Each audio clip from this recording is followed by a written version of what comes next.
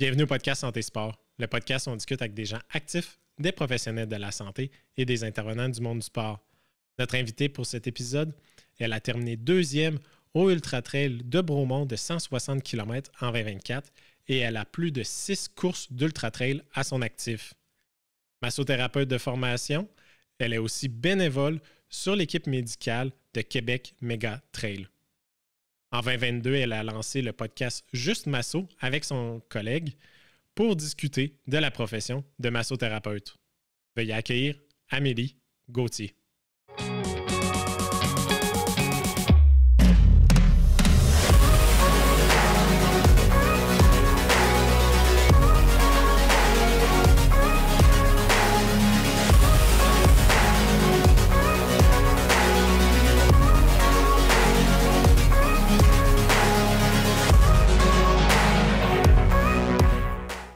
Amélie, bienvenue au podcast Santé Sport. Oui, merci. L'année passée, tu as terminé deuxième au Ultra de 160 km à Bromont. Ouais. En course à pied, pas en vélo. Non. C'est 30 heures et 7 minutes ton chrono final. Ouais. Ça n'a pas dû être rose tout le long. Hey, je vais être plate, là, mais... OK, ça n'a pas été rose fluo tout le long, mais c'est une de mes courses où il y a eu du rose sur 30 heures. Okay. Ouais, étonnamment, là. Puis, tu sais, quand les gens disent ça, là, on est tout le temps comme « Ouais, c'est parce que là, tu t'en souviens plus. » Il y a eu des petits moments rose pâle, là, puis des petits moments rose tirant sur le gris, là, mais honnêtement, cette course-là, ça a été un 30 heures de presque que de plaisir. C'est... ouais. Fait que je pourrais pas dire « Oh non, à un moment donné, j'ai pogné ma pancake, puis là, je me suis couché en arrière d'une roche pendant 3 minutes. » Puis non. Non. D'autres courses peut-être, mais pas celle-là. Ah! Ouais. Ouais. Quand même, tu t'attendais pas à ça? Tu voulais avoir des détails croustillants. Mais t'as été sur ton X? J'étais complètement sur mon X. Pourquoi? Je le sais pas, mais ça allait bien. Tu sais, oui, il y a eu des moments où que, mon Dieu, tu marches plus vite que tu cours, là. Que c'est comme un peu ironique, mais on dirait que j'étais tout le temps dans la rationalité puis dans le fait que c'est donc bien absurde que je cours moins vite que je marche en ce moment. J'avais mal dans les jambes à la fin. Les descentes étaient difficiles. J'avais hâte de finir. Mais il y a eu des moments bonbons dans cette course-là. Fait que non, il n'y en a pas eu de moments de désespoir de cause. Je te dis, si je voudrais vraiment être piquée et dire, OK, moment de désespoir de cause, c'est quand... Parce que moi, je courais avec mon chum, puis quand mon chum il a décidé que lui, il arrêtait. Là, j'ai peut-être eu un moment de... Ah, poche, on avait dit qu'on le faisait ensemble. Mais après ça, il est venu me pacer à la fin, fait qu'on a quand même couru la fin ensemble. T'sais. Fait que non, malheureusement, il n'y a pas eu... malheureusement, il faut me poser d'autres questions. Tu connais-tu le livre Champion dans la tête? Non. C'est un livre c'est un ancien joueur de tennis français. OK. Puis je vais vraiment obscure, complètement.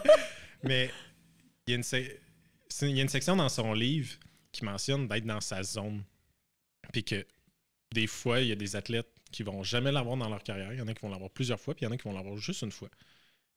Un peu comme toi, il y a eu une course que moi en biathlon, tout s'est bien passé. Je sais même pas si j'étais dans le moment présent, je faisais juste courser. Ouais. Puis, un peu ce que tu as vécu, oui. j'imagine. Oui, ben c'est vraiment ça. Tu te dis, ben là, si dans le meilleur des mondes, là, ça va se passer de même. Là, t'sais. Puis là, tu fais ta course, puis t'es comme, ben là. Ça se passe de même. Ça se passe de même. Puis, quand je suis capable de rester dans la rationalité d'un 160 kilos, je suis capable d'être très objective, puis de pas être émotive. Puis là, on dirait que je suis capable d'appréhender les shots. Fait qu'il y a rien... Tu sais, on le sait tout le temps que ce qui va arriver, c'est ce que tu n'as pas prévu. Mais je suis capable de tout rattraper au rebond, ou mon crew est capable d'attraper des trucs au rebond, ce qui fait que, au bout du compte, j'ai pas eu de moment où que là, j'étais inquiète de quelque chose, ou que... Tu sais, ça t'est arrivé dans des courses, là, que... Bromont en 2023, l'année d'avant, où il y a eu une température exécrable, que tu voyais pas en avant de toi d'où tu marchais, c'était de la brume totale. Je voyais pas mes fanions. Ma frontale était pas faite pour les conditions. C'était hyper humide, puis il mouillait beaucoup. Là, il y a des moments de panique où que là, je l'avais pas prévu. Tu sais, j'ai couru sous la pluie, je sais c'est quoi.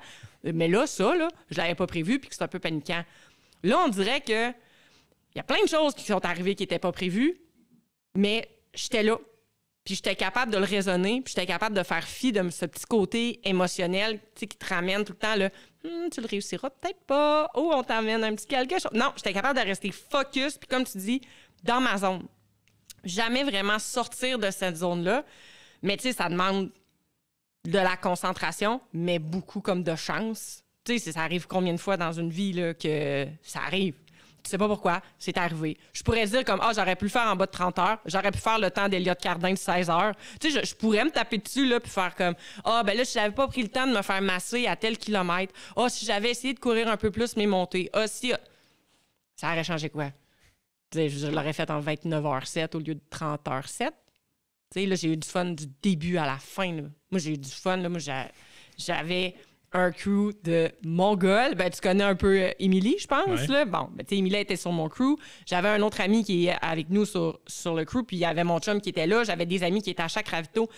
Du plaisir du début à la fin, là. Du début à la fin. Moi, c'était ma deuxième tentative sur un 160. Première fois, là, que je comprenais que j'allais le compléter, là, que c'était, tu sais, que ça le faisait, là. Mais, tu sais, c'est comme, ça a été parfait, là. Parfait, là. Même encore aujourd'hui, puis c'est une distance que j'ai aimée. C'est une distance que je vais refaire, c'est sûr. C'est pas ma distance de prédilection. Mais je pense que ça va être difficile de dépasser cette course-là. Mais j'ai dit ça la dernière fois, tu sais, sur d'autres courses aussi.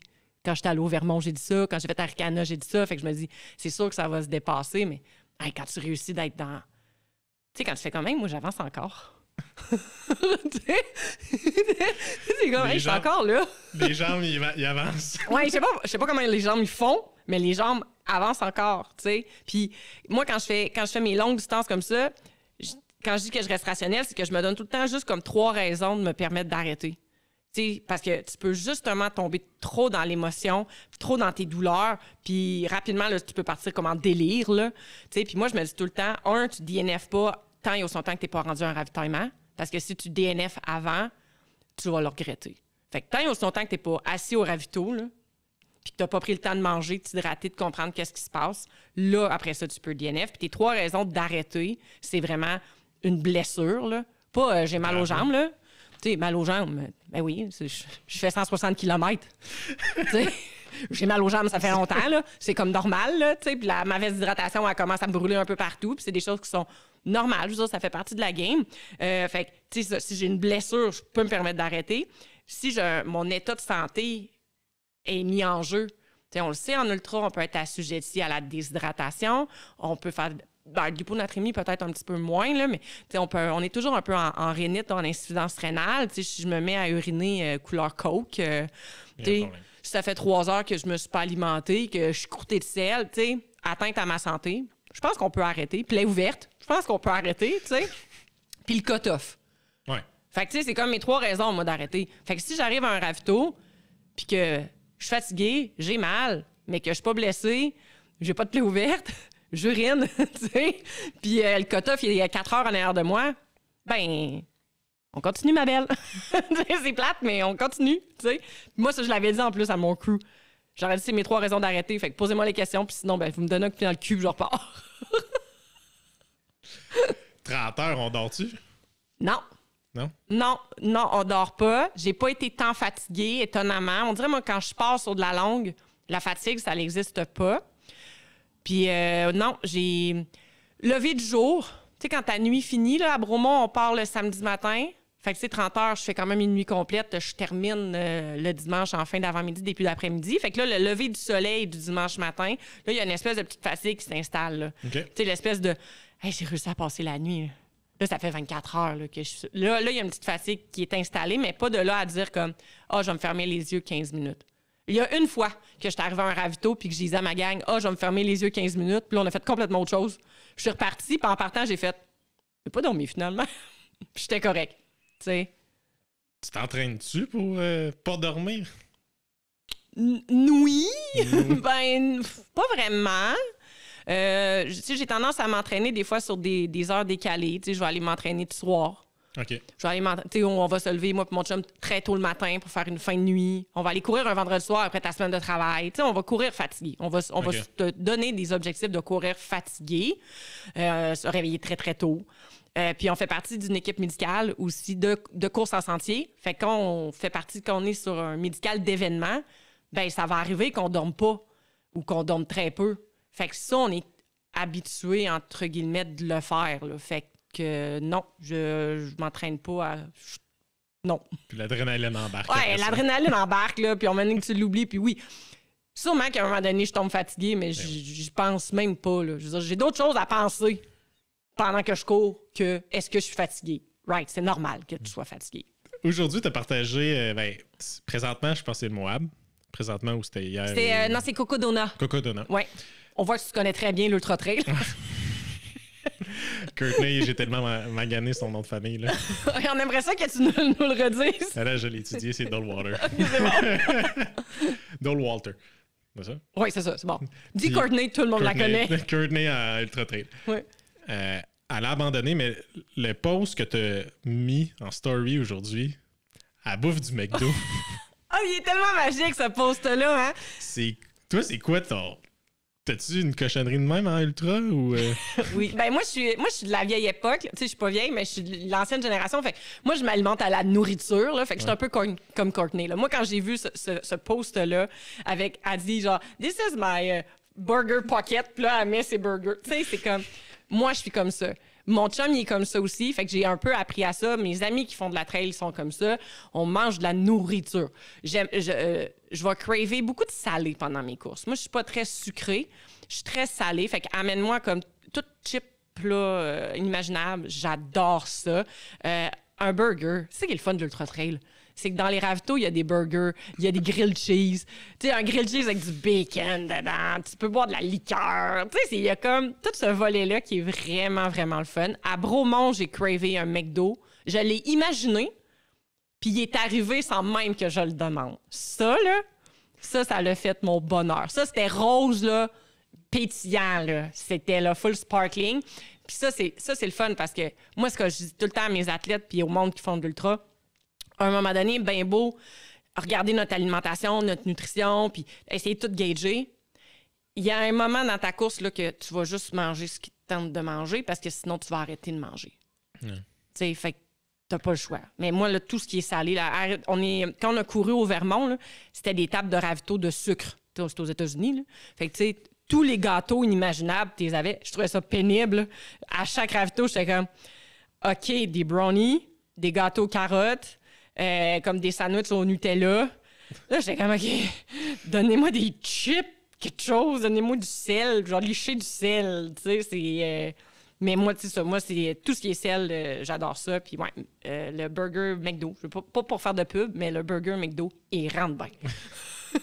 Puis, tu sais, moi, quand je cours, je pense à 1 heure, j'ai roughly 1000 calories à l'heure.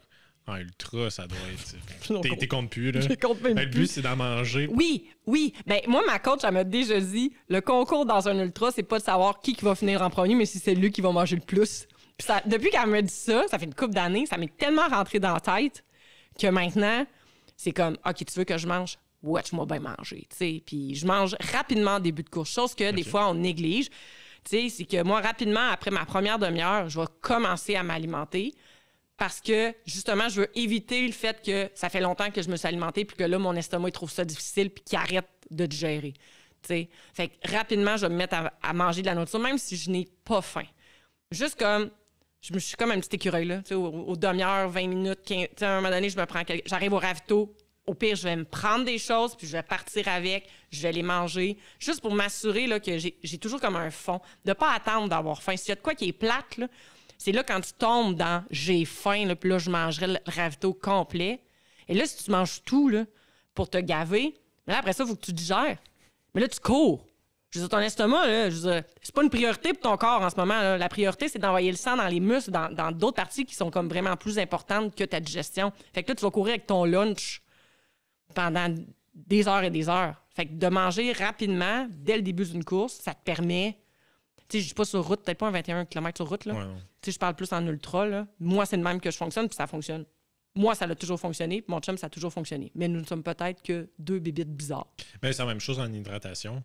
Ouais. Tu sais, j'ai travaillé dans des usines en milieu chaud. Mm-hmm. Le conseil qu'ils disent à tout le monde, c'est si tu as soif, t'es t'es déshydraté. Il est trop tard. Hein? C'est comme, prends des gorgées d'eau 15 minutes, 30 minutes, tout le temps un peu. Puis pas non plus, se dire, oh mon Dieu, il faut que je vide ma gourde là, aux demi-heures, puis il faut absolument que... Parce que trop boire, c'est pas forcément mieux, mais c'est de s'assurer de toujours t'hydrater. Puis en ultra, ton signe de déshydratation, il est assez simple. Tu vas t'arrêter d'uriner ou tu urines de couleur assez étonnante, là, tu sais. Fait puis là, quand t'arrives à uriner du sang ou à uriner foncé, là, de retourner dans des reins qui fonctionnent bien, là, hey, c'est une job, là. C'est une job, là. Fait que t'es bien mieux de dire, ben je vais prendre une petite gorgée de plus, sans dire comme je calme ma gourde, là, mais juste comme m'assurer qu'aux 15 minutes, je prends une gorgée puis je m'assure de boire à ma soif, comme je ferais dans la vie de tous les j'ai une tasse, on boit un peu d'eau de temps en temps. Même chose, là. Puis au niveau de l'entraînement physique, de la course, j'ai eu quand même... Ça fait des années que tu cours, là? Ouais, ça fait quelques ans. Ouais, ça doit faire 12 ans que je suis dans la course à pied. Ça fait 8 ans que je suis dans le trail. Puis moi, j'ai été lente, là. J'ai été lente à monter mes distances. Là. Je suis une petite anxieuse dans la vie. Fait que, tu sais, avant d'arriver au 160, là, moi, j'ai fait toutes les étapes. Là. Le 5, le 10, le 20, le 25, le 30. Moi, j'ai monté ça en étapes. Puis ça a été long avant que je me rende à du 100 parce que je me disais que c'était pas fait pour moi. Puis du 160. Mais là, des fois, je voyais des gens qui partaient sur ces distances-là. Puis je me disais, ah, mais là, si lui est capable, je vois pas pourquoi moi, je serais pas capable. Tu sais. Mais ouais, ça doit faire 12 ans là, que je suis dans la course à pied. Ouais. Est-ce que cette progression lente t'a épargné des blessures ou t'as quand même eu des blessures malgré tout? Comme tous les coureurs, là, j'ai eu tous les petits bobos, là, les bandelettes. On a tous eu des bandelettes, des syndromes fémoro-patellaires, des petites périostites, des fascias plantaires. On y passe toutes. J'ai eu une blessure plus sérieuse il y a 2 ans. C'était vraiment la première blessure sérieuse où que, tu recommences à courir à 3 fois 15 secondes. Là. C'est comme pas de fun. Puis tu veux pas y aller dans la blessure. Moi, c'est ce que je dis à tout le monde. Tu veux pas y aller parce que tu recommences à courir 3 fois une minute. Puis moi, c'était même pas une minute, c'était 3 fois 15 secondes. Fait que tu veux pas y aller dans ta blessure. Fait que, tu sais, est-ce que ça m'a épargné des blessures? Peut-être. Je m'écoute beaucoup. Tu sais, dès que je commence à avoir mal à quelque part, là, moi, je suis comme en mode ultra-vigilance. Là. Je suis comme en mode panique. Là, puis je suis comme, oh mon Dieu, ma bandette. Oh mon Dieu, mon genou. Tu sais. Mais j'ai appris, je connais bien mes signes et symptômes. Je pense que j'ai beaucoup appris. Je pense que c'est ça. Un coup que tu as tout eu les petites blessures, là, après ça, tu reconnais les signes, fait que tu gères mieux. Puis je travaille dans une clinique de physio, fait que c'est comme facilitant parce que j'ai juste à paniquer, puis il y a quelqu'un qui arrive, puis qui m'aide, puis qui fait comme... Là, tu vas juste comme calmer là, ton volume, puis ça va bien aller, tu sais. Fait que c'est pas parce que tu es une personne anxieuse que tu peux pas faire des grandes choses puis des gros défis, là. Non, parce que en fait, moi, ça m'aide à repousser ma limite de l'anxiété, parce que ça serait facile, moi, de rester chez nous puis dire que je suis pas capable, puis juste faire des 5 km, ce qui est très bien, là, 5 km, mais ça serait facile. Mais moi, je carbure. Moi, j'ai le petit syndrome de la petite sœur, là. Moi, j'ai un grand frère qui est 5 ans plus vieux que moi, et moi, tout ce que mon grand frère fait, je le fais. Ça m'a suivi toute ma vie.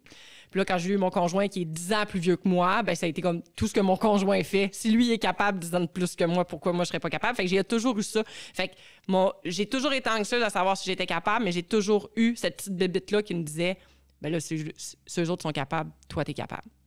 Tu sais? Fait qu'il y a ça. Mais ça m'a aidé à la repousser, cette anxiété-là. Elle est encore là, elle fait partie de ma vie, là. J'apprends beaucoup à vivre avec cette petite bébite-là qui est en moi. Mais quand, encore une fois, quand je suis dans ma zone, dans ma course, puis que cette anxiété-là n'est pas là, ça te donne un break. Mon Dieu! Fait que là, je peux juste penser à une chose. C'est ça qui est le fun de courir dans le bois puis de faire de l'ultra. C'est que, tu sais, moi, je suis pas dans un monde d'élitisme, là. Tu sais, je suis pas dans les professionnels. Là. Moi, c'est pas grave que je le fasse en 30, 40, 50 heures. Tu sais, moi, la position, je m'en fous. Je veux dire, j'aspire pas à ça. Fait que de juste penser à avancer. Mon cerveau, il pense juste à une affaire. C'est juste de mettre un pied devant l'autre. Puis là, de temps en temps, il fait un scan dans son corps. OK, comment tu files? Là, on fait un petit 30 secondes de scan. Tout va bien, on continue. Là, un petit 30 secondes de « Ah, faudrait que je m'alimente. Ah, qu'est-ce que je vais faire à l'autre ravito? » Mais tu sais, tout est focusé. C'est un des seuls moments, ça, puis quand je marche, là, où que tout est focusé dans un entonnoir, là, puis il y a juste ça qui se passe dans ma vie. Hey, ça, c'est le fun. Puis il n'y a rien qui me dérange autour. Absolument rien. Ouais. Tu pratiques le moment présent. tu Mais t'as pas le choix. Oui. T'as tellement pas le choix parce que tu peux pas prévoir ce qui va arriver. C'est ça qui est vraiment trippant de l'ultra. Tu sais, un 5 km, là, il y a des chances que tu le finisses. Tu sais, les chances que tu le finisses pas sont plus faibles. Plus tu allonges ta distance, plus les chances que tu le finisses diminuent. Plus les taux de DNF augmentent. On l'a vu là. Courtney, elle l'a pas fini. Coco Dona, je veux dire, c'était l'aspirante, là. Elle devait le finir. Elle l'a pas fini. Fait que tu sais jamais ce qui va arriver. Fait que tu peux pas dire « Ah, ben là, c'est sûr que je le finis. » Non. Moi, tant et aussi longtemps que j'ai pas eu passer l'arche, j'y crois pas. Même si je vois l'arche, là, tant que j'ai pas passé, parce que entre le moment que je vois l'arche puis que j'y arrive, il y a de la roche. Je peux me fouler un pied là. Je peux tomber, je peux me péter deux dents, tu sais, à Bromont, ça fait ça, là. On a fini ça finit en belle descente, là. Mes jambes étaient vraiment heureuses. Puis en ce qu'on avait comme mal calculé la distance, fait que mon chum et moi, on pensait qu'il restait un 2-3 km. Finalement, il y a un gars qui nous a rattrapés, qui était sur une autre distance, qui a dit « Ah, cool! Une fille du 160! Hey, lâche pas, il te reste genre 200 mètres. » Puis là, j'étais comme « il reste 200 mètres. » Puis là, mon chum, il était là « Mais là, tu finis? Tu réalises-tu? Tu finis? » Non, il reste quand même 200 mètres de descente. Je peux débouler, là. Je peux faire une commotion cérébrale. Je peux casser mes bâtons. Fait que, tu sais, moi, tant que j'ai pas passé, ça n'existait pas.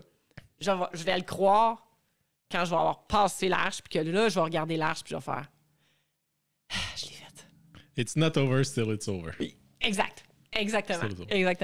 Puis, il y a une histoire que je compte souvent à plein de monde. En biathlon, il y a eu une course. J'ai perdu la médaille de bronze par 4 secondes. Je me suis planté à 5 mètres du fil d'arrivée. C'est ça. It's not over till it's C'est over. ça. Puis probablement qu'à ce moment-là, ton mindset, c'est comme « Oh, cool, j'arrive! » Tu sais. Puis là, il arrive de quoi? Puis, dans le fond, quand on finit au biathlon, tu as le finish. Ouais. Tu as 3 corridors. Je sais pas pourquoi. Ben, je connais, là, j'ai pris le corridor intérieur parce qu'en fond, on descend, ça fait un S.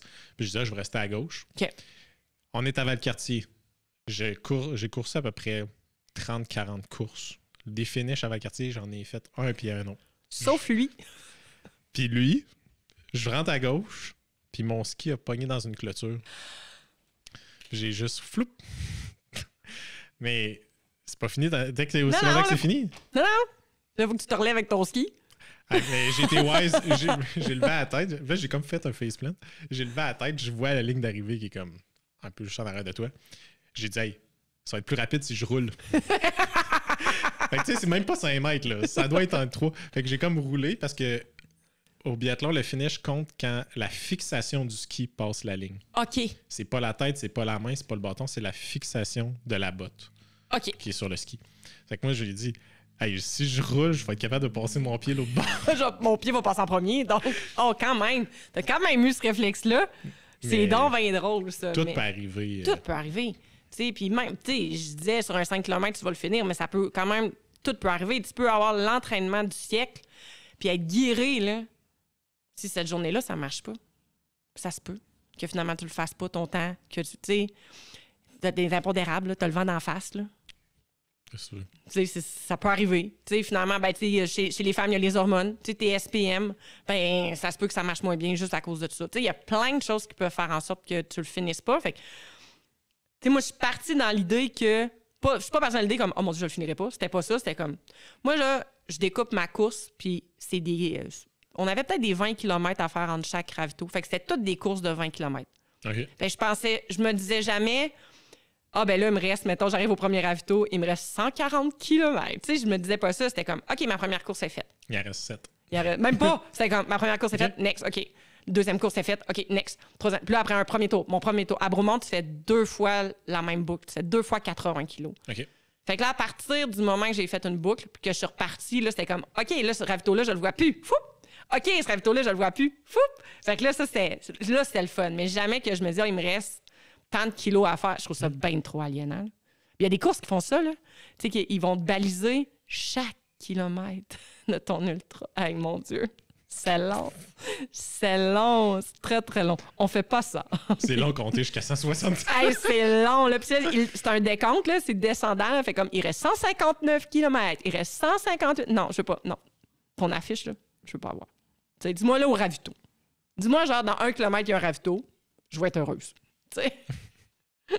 Puis, préparer une course comme ça, pour revenir à... Oui, c'est ça. Un gros détour, c'est correct. Un gros détour d'ultra de quelques kilomètres. Ça, c'est moi. Mais comment qu'on prépare une course d'ultra? Oui, tu as de l'expérience, tu as un certain volume, mais ça te prend 1 an à préparer, 2 ans? Moi, je te dirais que, mettons, dans le meilleur des mondes, ça serait le fun de le préparer sur 1 an, là, mais moi, non. Là. Moi, l'hiver, je cours beaucoup moins que l'été. Moi, j'aime ça décrocher l'hiver. Mon chum m'a appris beaucoup ça, là, c'était de décrocher l'hiver puis de faire autre chose. On fait du ski de fond, hors piste beaucoup. Fait qu'on va courir, mais ça sera pas la priorité. C'est là, moi, que je fais plus comme mon renforcement, ma muscu. J'essaie de régler mes petits bobos. Tu sais, c'est pas mal là l'hiver.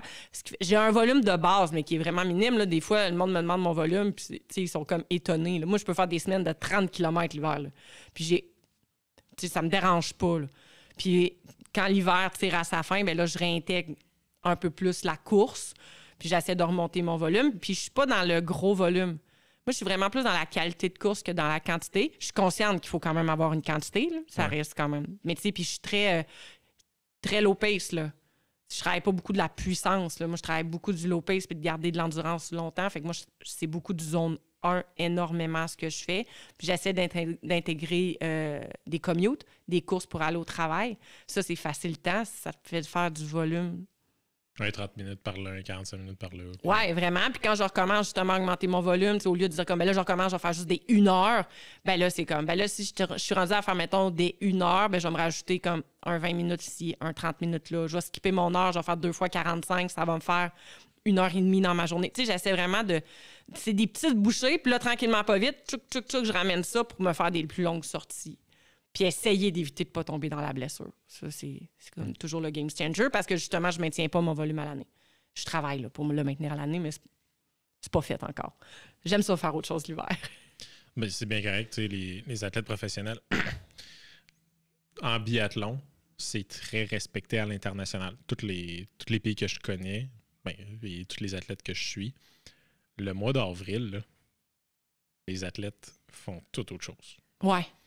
Bon, puis je pense que la consigne à peu près partout dans le monde, c'est bouge quand ça te tente de bouger. Ben, au niveau du biathlon, en avril, bouge si ça te tente de bouger, puis fais le sport que tu veux.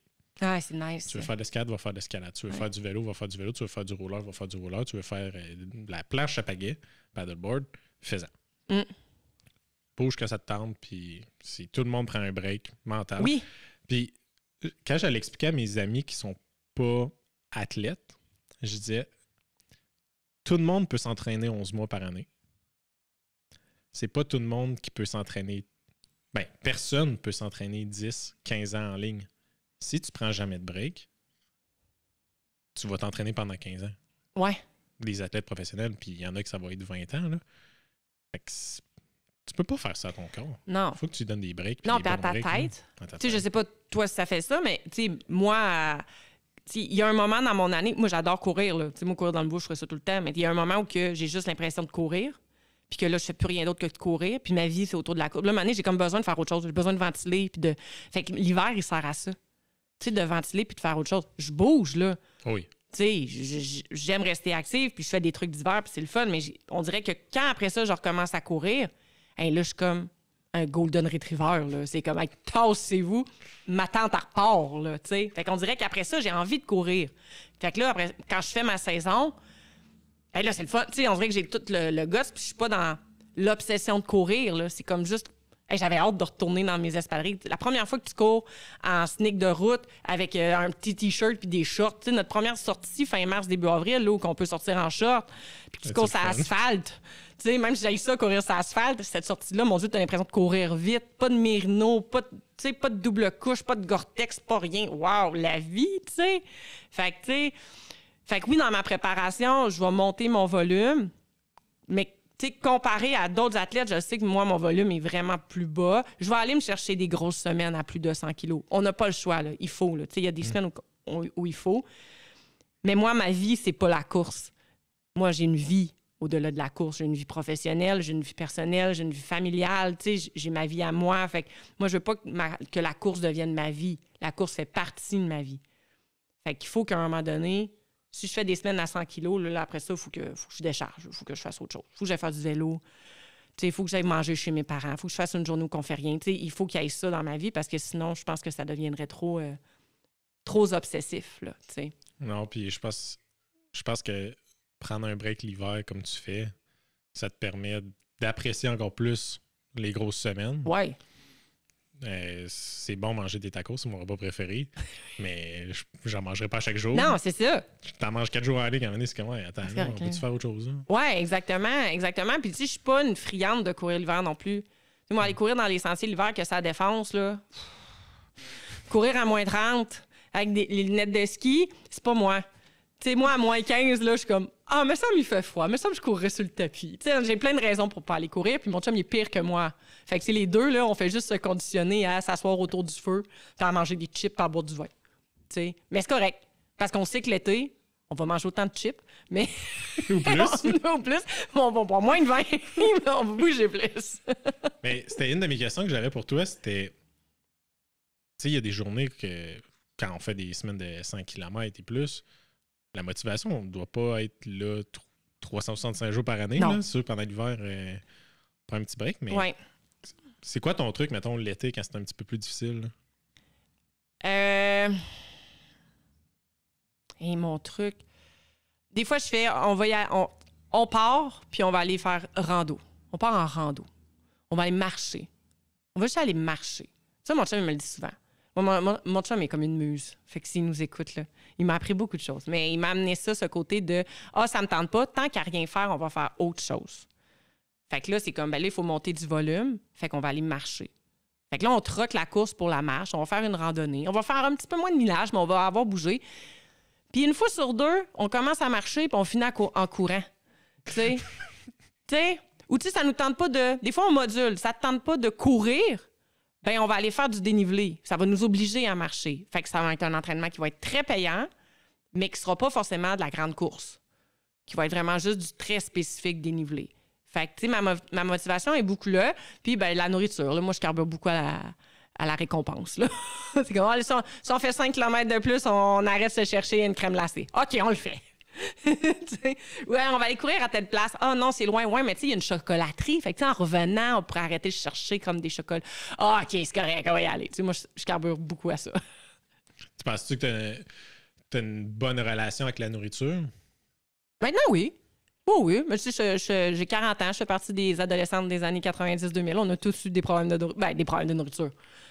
Et là, tu sais, on a tous fait attention à ce qu'on mangeait. Je pense que l'ultra me permet de pas avoir ces problèmes-là parce qu'il faut que je mange. Je peux pas, moi, dire comme je vais manger 3 céleris, là. Moi, des carbs, là, faut que j'en mange, là. Je peux pas, là, manger de la salade César l'été, là. Il me faut du riz, il me faut des féculents beaucoup. Fait que ça me permet... ça me permet de manger, oui, mais l'hiver, j'arrête pas plus de manger, là. Je vais manger plus de salade, là. Je vais faire un petit peu plus attention, là. Tu fais une surcharge pendant 2-3 mois. Je fais ça, c'est ça.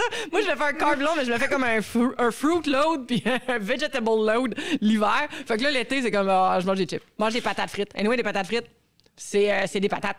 Fait que c'est très bon. Tu sais? Puis, tu sais, puis le fait aussi de...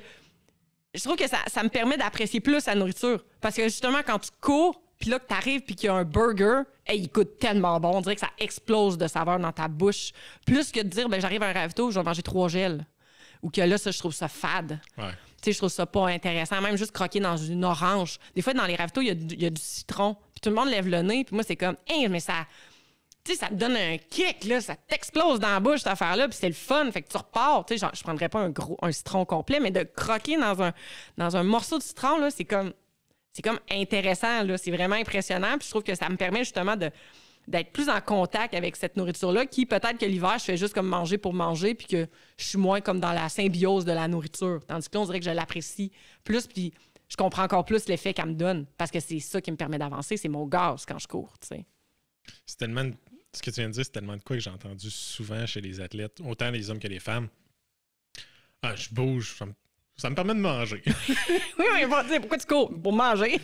Tu sais, ça peut être une certaine façon d'évitement. Peut-être. Puis, ouais. Tu sais, j'ai pas assez de self-control, fait que je vais aller courir pour pouvoir manger. Ouais, il y a un peu de ça. Le temps des fêtes. Le temps des fêtes, j'avoue que peut-être que les 2 semaines de temps des fêtes, je cours un petit peu plus, juste comme par principe de dire comme « Oh! On a mangé pas mal, tu sais, on va aller trottiner. » Fait qu'il y a peut-être un peu de ça. Est-ce que si je courais pas autant, je mangerais autant? Peut-être pas. Est-ce que j'aurais des problèmes à ce niveau-là? Je sais pas. Mais tu sais, somme toute, je sais que je peux me le permettre, entre guillemets, mais il faut. Il faut que je le fasse. Il faut que je mange. Fait que... C'est l'équilibre. Ouais, vraiment. C'est l'équilibre quand on s'entraîne à... Bon, c'est l'équilibre, c'est pas parce qu'on s'entraîne, c'est... On dépense des quantités hallucinantes de calories versus une personne qui a un mode de vie sédentaire et qui a un travail de bureau. Oui. C'est simplement ça la différence. Moi, je pense pas c'est on bouge pour manger. C'est sûr que quand on bouge, on dépense des calories. Puis, tu sais, je le disais tantôt, moi, c'est à peu près 1800 à 1000 calories à l'heure quand je cours. Tu sais, j'ai fait le demi en fin de semaine, j'ai pas checké c'était combien, là, parce que rendu là, moi, ça me cause pas la tête, là, les quantités de calories, mais normalement, un demi, je suis dans le coin de 1800 à 1900, 2000 calories, là, tout dépend de la température et de la vitesse. Mais c'est comme, si tu fais un gros volume de 100 km par semaine, c'est à peu près 15 à 20 km par jour. Ça se peut que tu dépenses, si ton métabolisme de base, c'est 2000, les valeurs recommandées canadienne, ce qui n'est pas recommandé, là, la base. La base, là. Si c'est 2000 calories puis tu dépenses 1200 à 1500 5 jours dans la semaine, c'est sûr que tu as un déficit si tu restes à 2000. Oui. Puis des fois, ça m'arrive une fois dans la saison là, où que j'augmente un peu. Il y a une semaine que j'ai augmenté plus. Puis là, je vais faire une sortie. Puis là, je réalise que, j'ai peut-être pas assez mangé dans ma semaine. T'sais, pendant ma sortie, là, un moment donné, c'est comme, hey, là, je mangerais, là. Tu sais, là, je mangerais l'arbre devant moi. Tu sais, genre, j'ai faim, là. Puis là, je suis quand même, pourquoi j'ai faim de même? Puis là, tu sais, je calcule pas mes calories, mais tu sais, je revois ce que j'ai mangé dans les derniers jours, dans la dernière semaine, dans les dernières semaines. Puis je dis, ben oui, mais tu sais, t'as augmenté ton volume, mais t'as pas augmenté tes quantités dans ton assiette ou t'as mangé trop de céleri. Tu sais, t'as pas fait attention à ce volet-là. T'as pas fait c'est comme si on était tout le temps en surcharge de glycogène. Il faut toujours être un peu là-dedans. Fait que, puis là, je fais 3 heures, là, puis je finis mon 3 heures, là, puis c'est comme, OK, on va au McDonald's, là, faut que je mange, là. Tu sais? Fait qu'il y a comme un moment donné, un ajustement qu'il faut que je fasse, là, qu'il faut que je fasse. Comme, OK. Puis à l'inverse, quand ma saison finit, parce que, tu sais, mettons qu'on va être en surcharge, moi, je dis tout le temps, ben je vais manger 2 bouchées de plus. Tu sais, c'est pas de manger comme 3 assiettes de plus dans ma journée, mais chaque repas, je vais prendre 2 bouchées de plus, une petite portion de plus. Puis, mais là, à l'inverse, quand tu finis ta course, par exemple, là, je vais revenir à mes portions qui sont plus normales, mais ça me prend du temps, des fois, à revenir. À un moment donné, je suis comme, mon Dieu, mon assiette de spag est tellement énorme, me semble. Puis là, je fais, ouais, peut-être que là, présentement, j'ai pas besoin de tout ça. Là, j'ai peut-être besoin de ma petite salade César à côté pour venir compléter mon assiette parce que j'ai pas besoin de toutes ces carbs-là, tu sais. Tu l'as mentionné rapidement tantôt, t'as un coach. Oui. Mais t'es aussi coach. Oui. Pourquoi? Parce que je suis pas capable de me coacher. Parce que j'ai appris il y a longtemps qu'il fallait que je me commette à quelqu'un. Il faut que je me commette à quelque chose. Je dois payer quelqu'un pour me dire quoi faire. Puis le fait de le payer, vu que je le paie, je vais le faire. Si je le fais moi-même, on dirait qu'il y a un moment donné où que là, je peux partir dans des délires puis penser que ça va bien, puis là, augmenter mon volume peut-être un petit peu trop. Puis là, tu sais, je suis un peu désorganisée. Fait que j'aime mieux avoir un coach. On travaille beaucoup en collaboration. Ma coach, elle me laisse beaucoup faire, là. Tu sais, elle me connaît, là. Je veux dire, j'ai autant d'expérience qu'elle, là. Fait que, tu sais, un petit peu moins, là, mais ça se ressemble, là.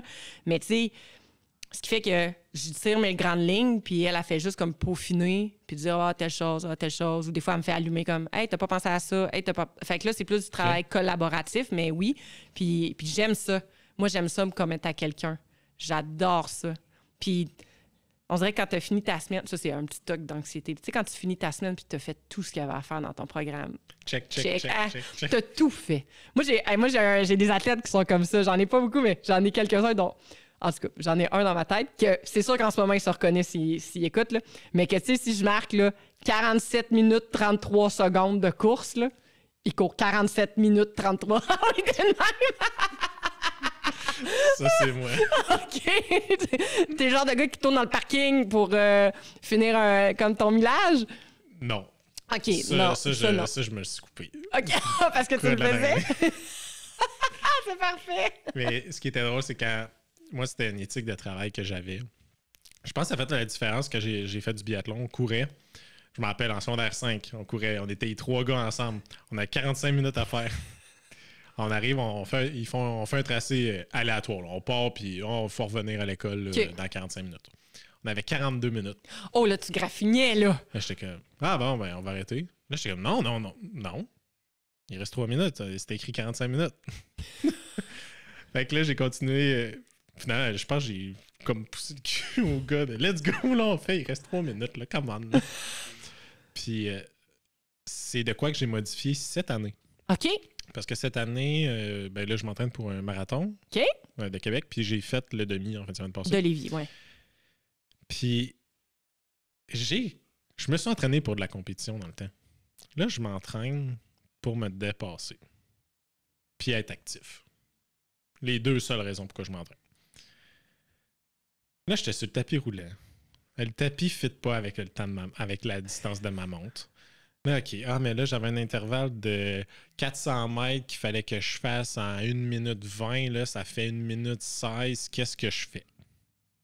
J'avais une charge mentale à courir puis à calculer les secondes puis les 10 mètres sur le tapis. Wow. Mais tu sais, toi, tu as été guéri à ça. Tu sais, fait que c'est sûr que toi, ça s'est imprégné en dedans. Là, fait que te défaire de tout ça, ça doit... C'est comme un plaster qui doit pas être évident à enlever, là. C'est ça. Il a fallu mentalement que je me dise, Félix, là, tu t'entraînes pour ton plaisir, pour être actif, puis pour te dépasser. Pas pour finir le meilleur du monde sur le demi-marathon de Lévis. Ouais. Oui, parce que, tu sais, autant sur route qu'en train, tu sais, on fait du sport amateur, là, je veux dire, c'est un loisir. Oui. C'est un loisir qui est sérieux. Puis je pense qu'on est des fois plus sérieux que les professionnels. On est très sérieux, mais nous, en plus, on travaille, on a notre quotidien. Tu sais, notre job, c'est pas de s'entraîner, là. Mais c'est un loisir. Puis il faut revenir à ça. Moi, j'essaie de ramener toujours mes athlètes à ça, puis même moi, j'essaie de me ramener à ça. Parce que c'est facile de... Surtout en 2025, là, c'est facile de partir dans un délire de performance puis d'obsessionnel. C'est hyper facile. Je pense que c'est plus facile que ce que c'était avant avec tout ce qui se passe sur les réseaux sociaux. Tu sais. C'est très facile. Fait que de ramener ça à... Hey, lundi, là, tu vas aller travailler. Tu sais. Fait que même si tu n'as pas fait le temps que tu espérais, lundi, là, tu vas aller travailler.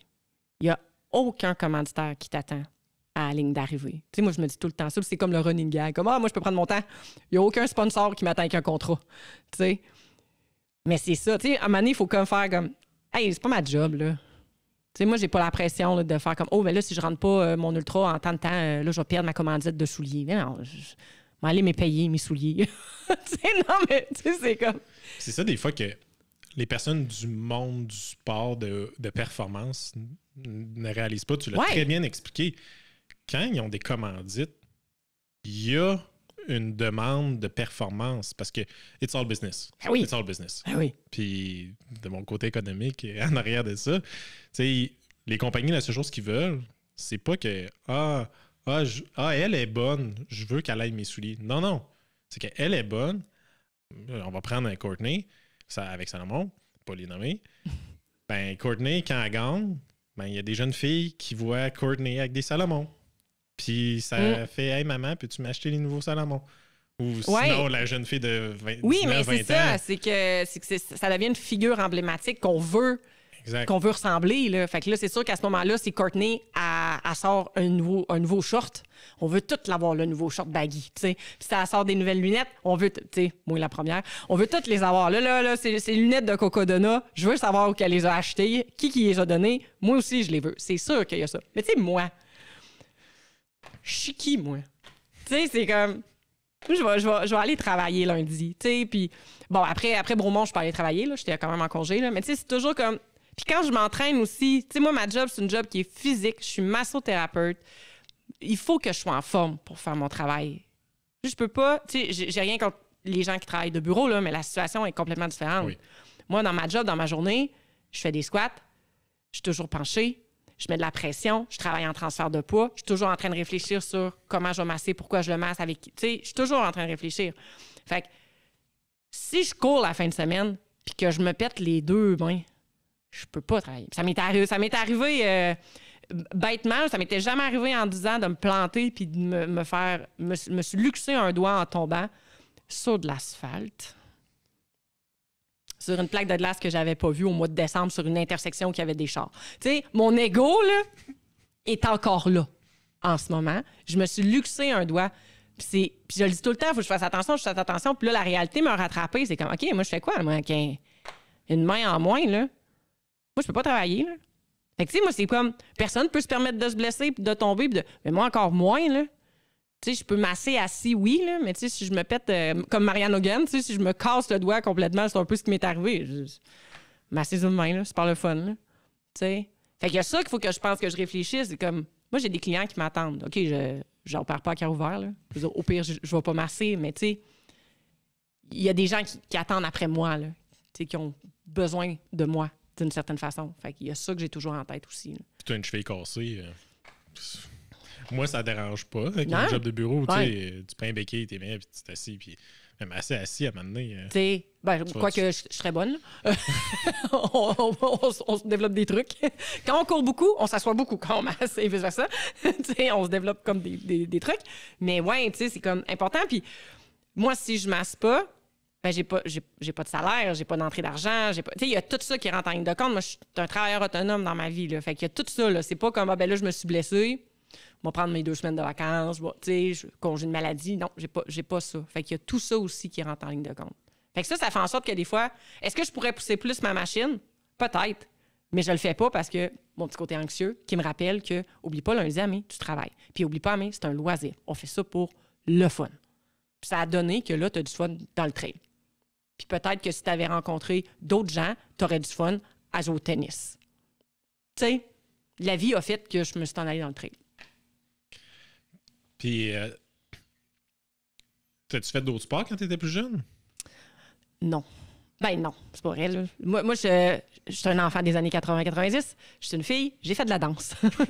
Moi, j'ai fait près de 25 ans de danse. Moi, j'ai été dans le milieu de la danse à partir de l'âge de 3 ans jusqu'à l'aube de la trentaine.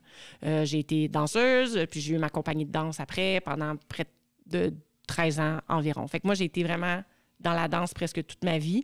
Puis l'entraînement est arrivé très tardivement, vraiment à l'âge adulte. Moi, j'ai commencé à courir vers 25 ans. T'sais, fait que, parce que mon frère courait. Je nous rappelle, comme moi, je cours parce que mon frère il s'est inscrit à un demi-marathon. Je suis capable de courir si mon frère il court. Syndrome de la petite sœur. Il y en a plein qui se reconnaissent en ce moment. Je suis convaincue que je viens de démystifier bien des problèmes. Fait que, j'étais arrivée dans la course à pied vers 25 ans, puis j'étais arrivée dans l'entraînement via les cours de Zumba. Okay. Parce que moi, j'ai commencé à donner des cours de Zumba avec la danse. Puis c'est ça qui a fait comme que, ben ça, c'est trippant. Ben là, comment je pourrais faire autre chose que ça? Ben je pourrais faire des entraînements de groupe. OK, il me faut quoi comme formation pour aller chercher les entraînements de groupe? Puis là, de fil en aiguille, je suis allée me chercher les formations. Et de fil en aiguille, là, la course à pied est devenue quelque chose qui était plus sérieux, là, où que je m'intéressais davantage à monter les programmes, comment ça fonctionne et tout. Puis là, tranquillement, pas vite, je me suis en allée plus spécialisée en course à pied. Okay. Là. Ouais. Mais non, moi, j'étais vraiment pas... J'ai fait le 25 mètres en 6e année aux Olympiques de mon école. J'ai gagné. Quand même. Fait que peut-être en fait que j'étais due pour être une grande athlète, puis qu'on m'a coupé ça. Le chemin a été différent. C'était quoi ce style de danse? Hip-hop? Quand j'étais jeune, c'était très ballet jazz Broadway. Ballet jazz. Là, fait que j'ai été là-dedans longtemps. Puis après ça, ça a été toutes les danses urbaines. Puis quand j'ai eu comme mon studio de danse, on faisait... moi, je donnais pas tout, là, mais on offrait beaucoup de styles. Mais ouais, j'ai été très comédie musicale. OK. Très là-dedans. Très là-dedans, puis très dans le hip-hop. Ça a été ça. Ah, c'est fun. Puis maintenant... Étant donné que tu as été coach de... tu as été propriétaire du salon de danse et coach de Zumba, qui sont beaucoup des sports, des activités où c'est qu'on est en groupe, tu es avec quelqu'un, tu y montres des mouvements et tout. Ouais. Puis là, tu arrives en course, tu es coach un peu plus à distance. Ouais. C'est quoi la différence de dynamique entre ces deux façons-là de coacher? C'est complètement... C'est hyper différent. C'est tout aussi gratifiant. Mais, tu sais, je fais encore du cours de groupe. Là. J'ai un entraînement de groupe que je fais en gang, encore en présence, pour la course à pied. Puis ça, c'est vraiment le fun parce que ça va chercher vraiment un dynamisme, un esprit d'équipe que j'avais en danse que j'avais perdu en n'ayant plus la danse. Le fait de coacher de l'individuel, là, c'est comme si tu faisais du final tuning tout le temps. Puis il faut que tu t'ajustes à la réalité de chaque personne. Fait que c'est très différent. Chose que je faisais aussi en danse parce que je coachais des solistes. Fait que, tu sais, quand tu coaches des solistes, t'en coaches un. Fait que, tu sais, tu profines ses forces, tu ramifies un peu les faiblesses. Ben, c'est un peu ça que je fais.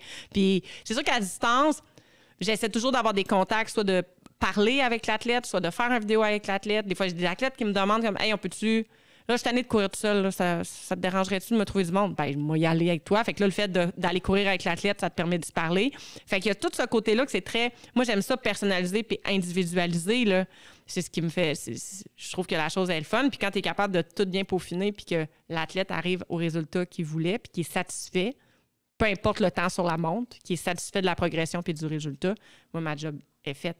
Quand tu es en groupe, en danse, là, faut pas qu'il y ait une personne qui soit final tuning. Il faut que tout le monde, en même temps, soit final tuning sur la même seconde pendant 3 minutes 30. C'est pas la même game. T'sais?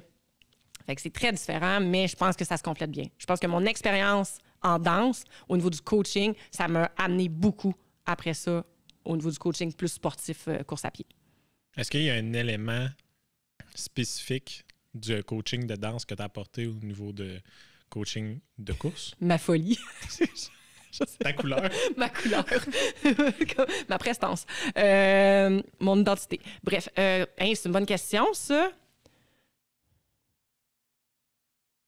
Probablement, je pourrais pas nommer, mais probablement qu'en y réfléchissant, je trouverais probablement une belle similitude de quelque chose que j'ai transposé.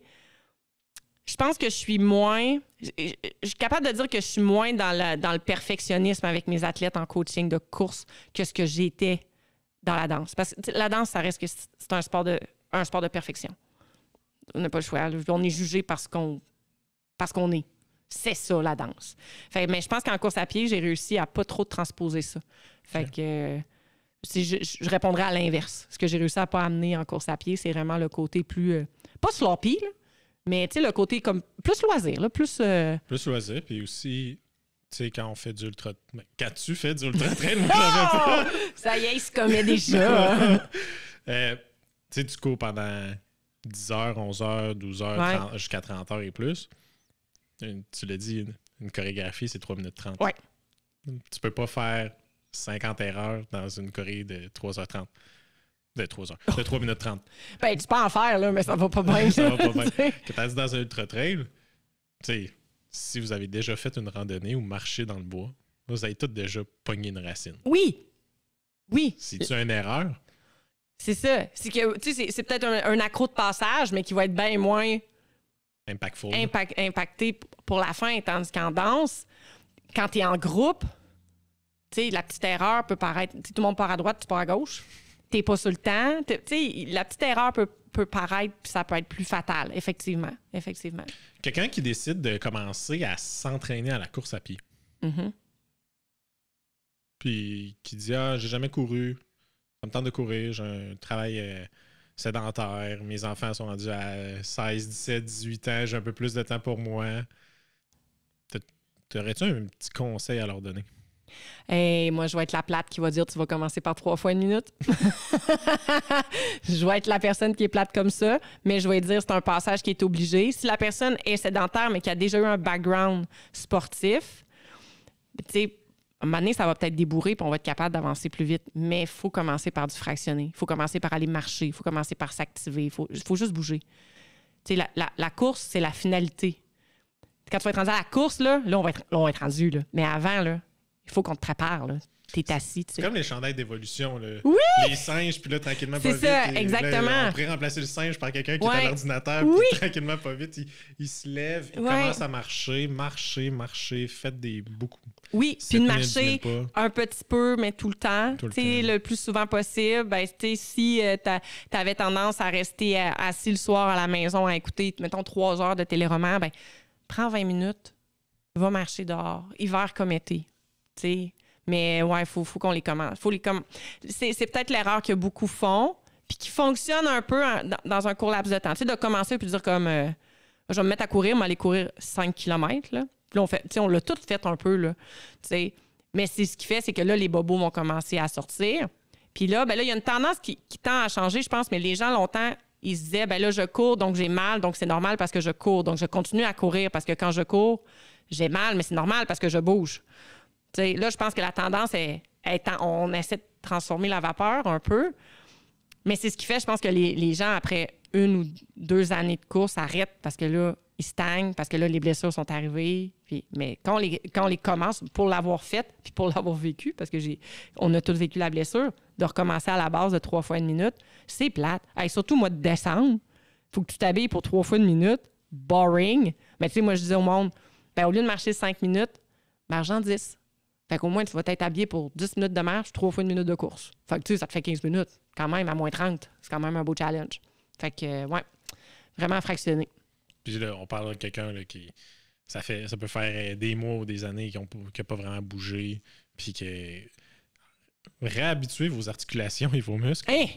Ouais, c'est comme là. Ça n'a plus de gigolou, cette affaire-là. Là. Puis la course, c'est un sport qui est difficile. C'est un des sports qui est le plus stressant pour le corps. C'est un sport qui est d'impact. Fait que c'est sûr qu'en plus, c'est pas le sport comme le plus facile à faire. Là, t'sais. Fait que, encore là, si la personne a dit ben, j'ai un vélo stationnaire chez moi, ben embarque sur le vélo. T'sais, avant qu'on puisse courir comme des distances intéressantes, embarque sur le vélo. Hey, tu vas au gym? Fine, on va faire de l'elliptique. On va faire autre chose qui va demander moins d'impact, mais qui va créer des adaptations pour que quand tu vas être rendu à courir ton 5 km, ton corps il va être adapté pour le courir ton 5 km. Et moi, quand j'ai arrêté le biathlon, j'ai pris 1 année ou 2 comme à rien faire. Puis pas de sport. Là. La coupure était vraiment quand même difficile. Je me suis dit, hey, je vais aller courir 45 minutes. Hey, ça, c'était mes trainings d'après-midi. Courir 45 minutes, 1 heure, 1 heure et quart. Je faisais ça en après-midi après de m'avoir entraîné pendant 2 heures le matin. Là. Oh, OK. Puis là, je dis, je vais aller courir 45 minutes. La première fois que j'ai fait ça, après 1 an ou 2, là, après 20 minutes, il a fallu que j'arrête. Puis j'étais un athlète, là, 7e au Canada. Ouais. Je compétissais au niveau canadien et tout. Là. J'étais en forme. Mais même toi. Puis j'avais à ce temps-là 20 ans. Là. J'étais jeune, là. Mais c'était pas les problèmes d'articulation que j'avais, là. Fait que, puis à bout de souffle, les jambes complètement déchirées, puis là, t'es raqué de 3-4 jours. Puis, mais là, ça tente-tu d'aller courir quand t'es raqué? Non. Ça te tente pas. Tu finis jamais sur une note positive? Non. C'est toujours négatif. Des petites victoires. Ouais. Ouais. Marcher, ensuite commencer à faire du fractionné, comme tu l'as mentionné. Puis tranquillement. Si vous n'êtes pas raqué après chaque course, pas grave. C'est pas grave. Ça veut pas dire que c'est pas payant. Là. Non, au contraire. Tu sais, au contraire. Mon chum, avant, il était comme ça. Chaque course qu'il faisait, il fallait qu'il court plus vite que la course d'avant. Là, maintenant, j'ai comme fait Hi, dude. Tu sais, peut-être qu'à un moment donné, là, on peut juste comme trottiner de temps en temps, puis courir à ma vitesse. La bonne vieille zone 1. Oui. Vieille, je pense que ça revient de plus en plus en mode. Là, Oui. Ah, puis, c'est confrontant, la zone 1. C'est dur pour l'orgueil. C'est dur pour l'orgueil. Moi, je suis très bien avec la zone 1. On dirait qu'à un moment donné, tu pognes une aisance, puis elle est fun. Ah, puis quand la zone 1, tu peux marcher. Ah, mon Dieu, ça, c'est le fun.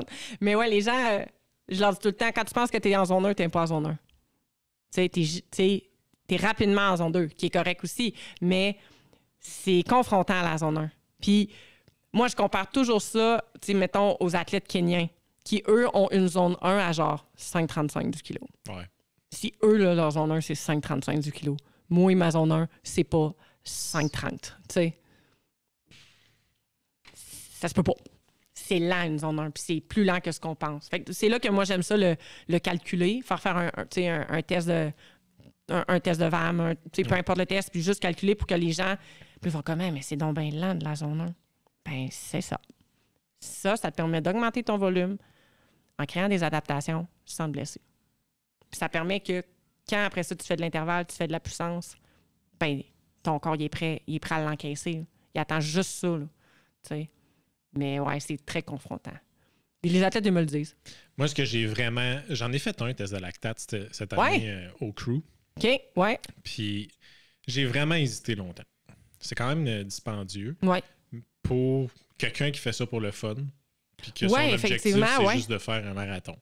Mais tu le faisais par curiosité aussi, c'était pas Aussi, forcément pour... J'en avais fait quand j'en ai fait des tests lactate en biathlon. OK. Fait que je connais c'est quoi le principe, je connais la science derrière, je connais aussi les conséquences, le output, Ouais. l'extrant du test lactate, puis comment je peux l'utiliser. Moi, je le connaissais pour la façon de biathlon. Mais là, quand je suis arrivé au lactate, c'était avec Charles. Puis là, Charles a commencé à m'expliquer, OK, ça, c'est ton pace, ça. Après ça, je suis arrivé en entraînement, c'était facile. Ben oui. OK, bon, mais je sais que je suis pas over, je sais que je suis pas under. Les journées que ça va vraiment bien, ben, j'étais sur le tapis, puis Ouais. je craquais. Tu sais, t'ajoutes 0,5 j'ai ajouté à coup de 0,5 kg. Hey, ça va bien. J'ai 6 intervalles à faire, j'en ai 5, ça va vraiment bien. Mes pulses sont plus basses que la normale, mon taux d'effort est plus bas. Mais je craque. Ouais. Puis cette année, j'ai eu mon objectif, là, fait que Bon, je suis quand même fait que content. Mais ça permet de... Moi, ça m'a permis à enlever une certaine charge mentale de comme il faut que je pense à ma vitesse puis ma zone 1. Non, regarde, elle est là. Je l'aperçois. Ouais. Puis après ça, ça évite de comme dire je suis allé trop vite aujourd'hui, je suis raqué, je vais-tu trop en faire, je vais-tu pas assez en faire? Ouais. Entre elles, c'est plus difficile de le calculer, d'avoir une valeur objective, parce que ta zone, elle varie selon le terrain de jeu. Là. Fait que mes athlètes entre elles, moi, c'est feeling de zone. Là. Okay. On le file. Là. Fait que souvent, ce que je dis, ben là, on a des chiffres pour la route. Ça va te permettre d'avoir une idée de ton ressenti. C'est comme un ressenti de zone 1, de zone 2, zone 3, zone 4, exemple. T'sais. Fait que comme ça, quand on va aller entre elles, on va essayer de le transposer. Fait que c'est sûr que ça va être plus lent, mais je veux que ton feeling de zone 1 de trail, ça soit le même ressenti que ton feeling de zone route. Tu sais, il faut que c'est là que je vais chercher mes corrélations. Mais tu sais, en trail, là, tu sais, ma zone 3, une zone 3 descendre puis une zone 3 monter, c'est pas la même vitesse, c'est pas tout. Tu sais, je peux pas la quantifier, là. Puis avec la température, avec le... Tu sais, il y a tout ça, là. Fait que c'est difficile. Puis tu sais, même sur route, il faut que ça soit quasiment du flat-flat, là, pour que ça soit... Oui. Tu sais, on est à Québec, là, du flat-flat, là. Il faut que tu fasses du S-Ouest, là. Ici, moi, c'est soit tu montes, soit je descends. C'est ça. Ben, moi aussi, moi, je suis à Beauport. On est de même tout le temps. T'es jamais, tu peux jamais le quantifier comme il faut. Tu vois, c'est plein, tu tournes en rond, tu fais de l'anneau, là, tu peux le quantifier, mais faut l'utiliser, mais il faut être conscient que c'est pas juste ça, mais ça aide, ça permet une structure. Exact.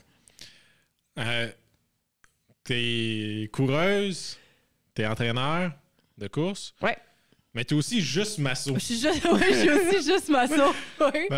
T'es massothérapeute, juste masso, parce que t'as un podcast de massothérapie qui s'appelle Juste masso. Oui, juste masso le balado, effectivement. Oui. Moi, ma carrière, ma vie professionnelle, c'est d'être massothérapeute depuis 10 ans.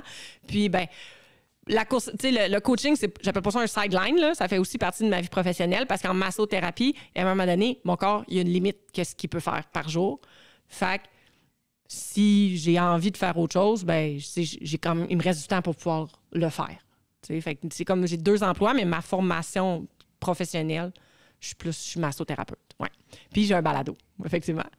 T'as lancé le balado il y a 3 ans à peu près? Oui, on a lancé. Oui, on fête notre 3e anniversaire, cette semaine.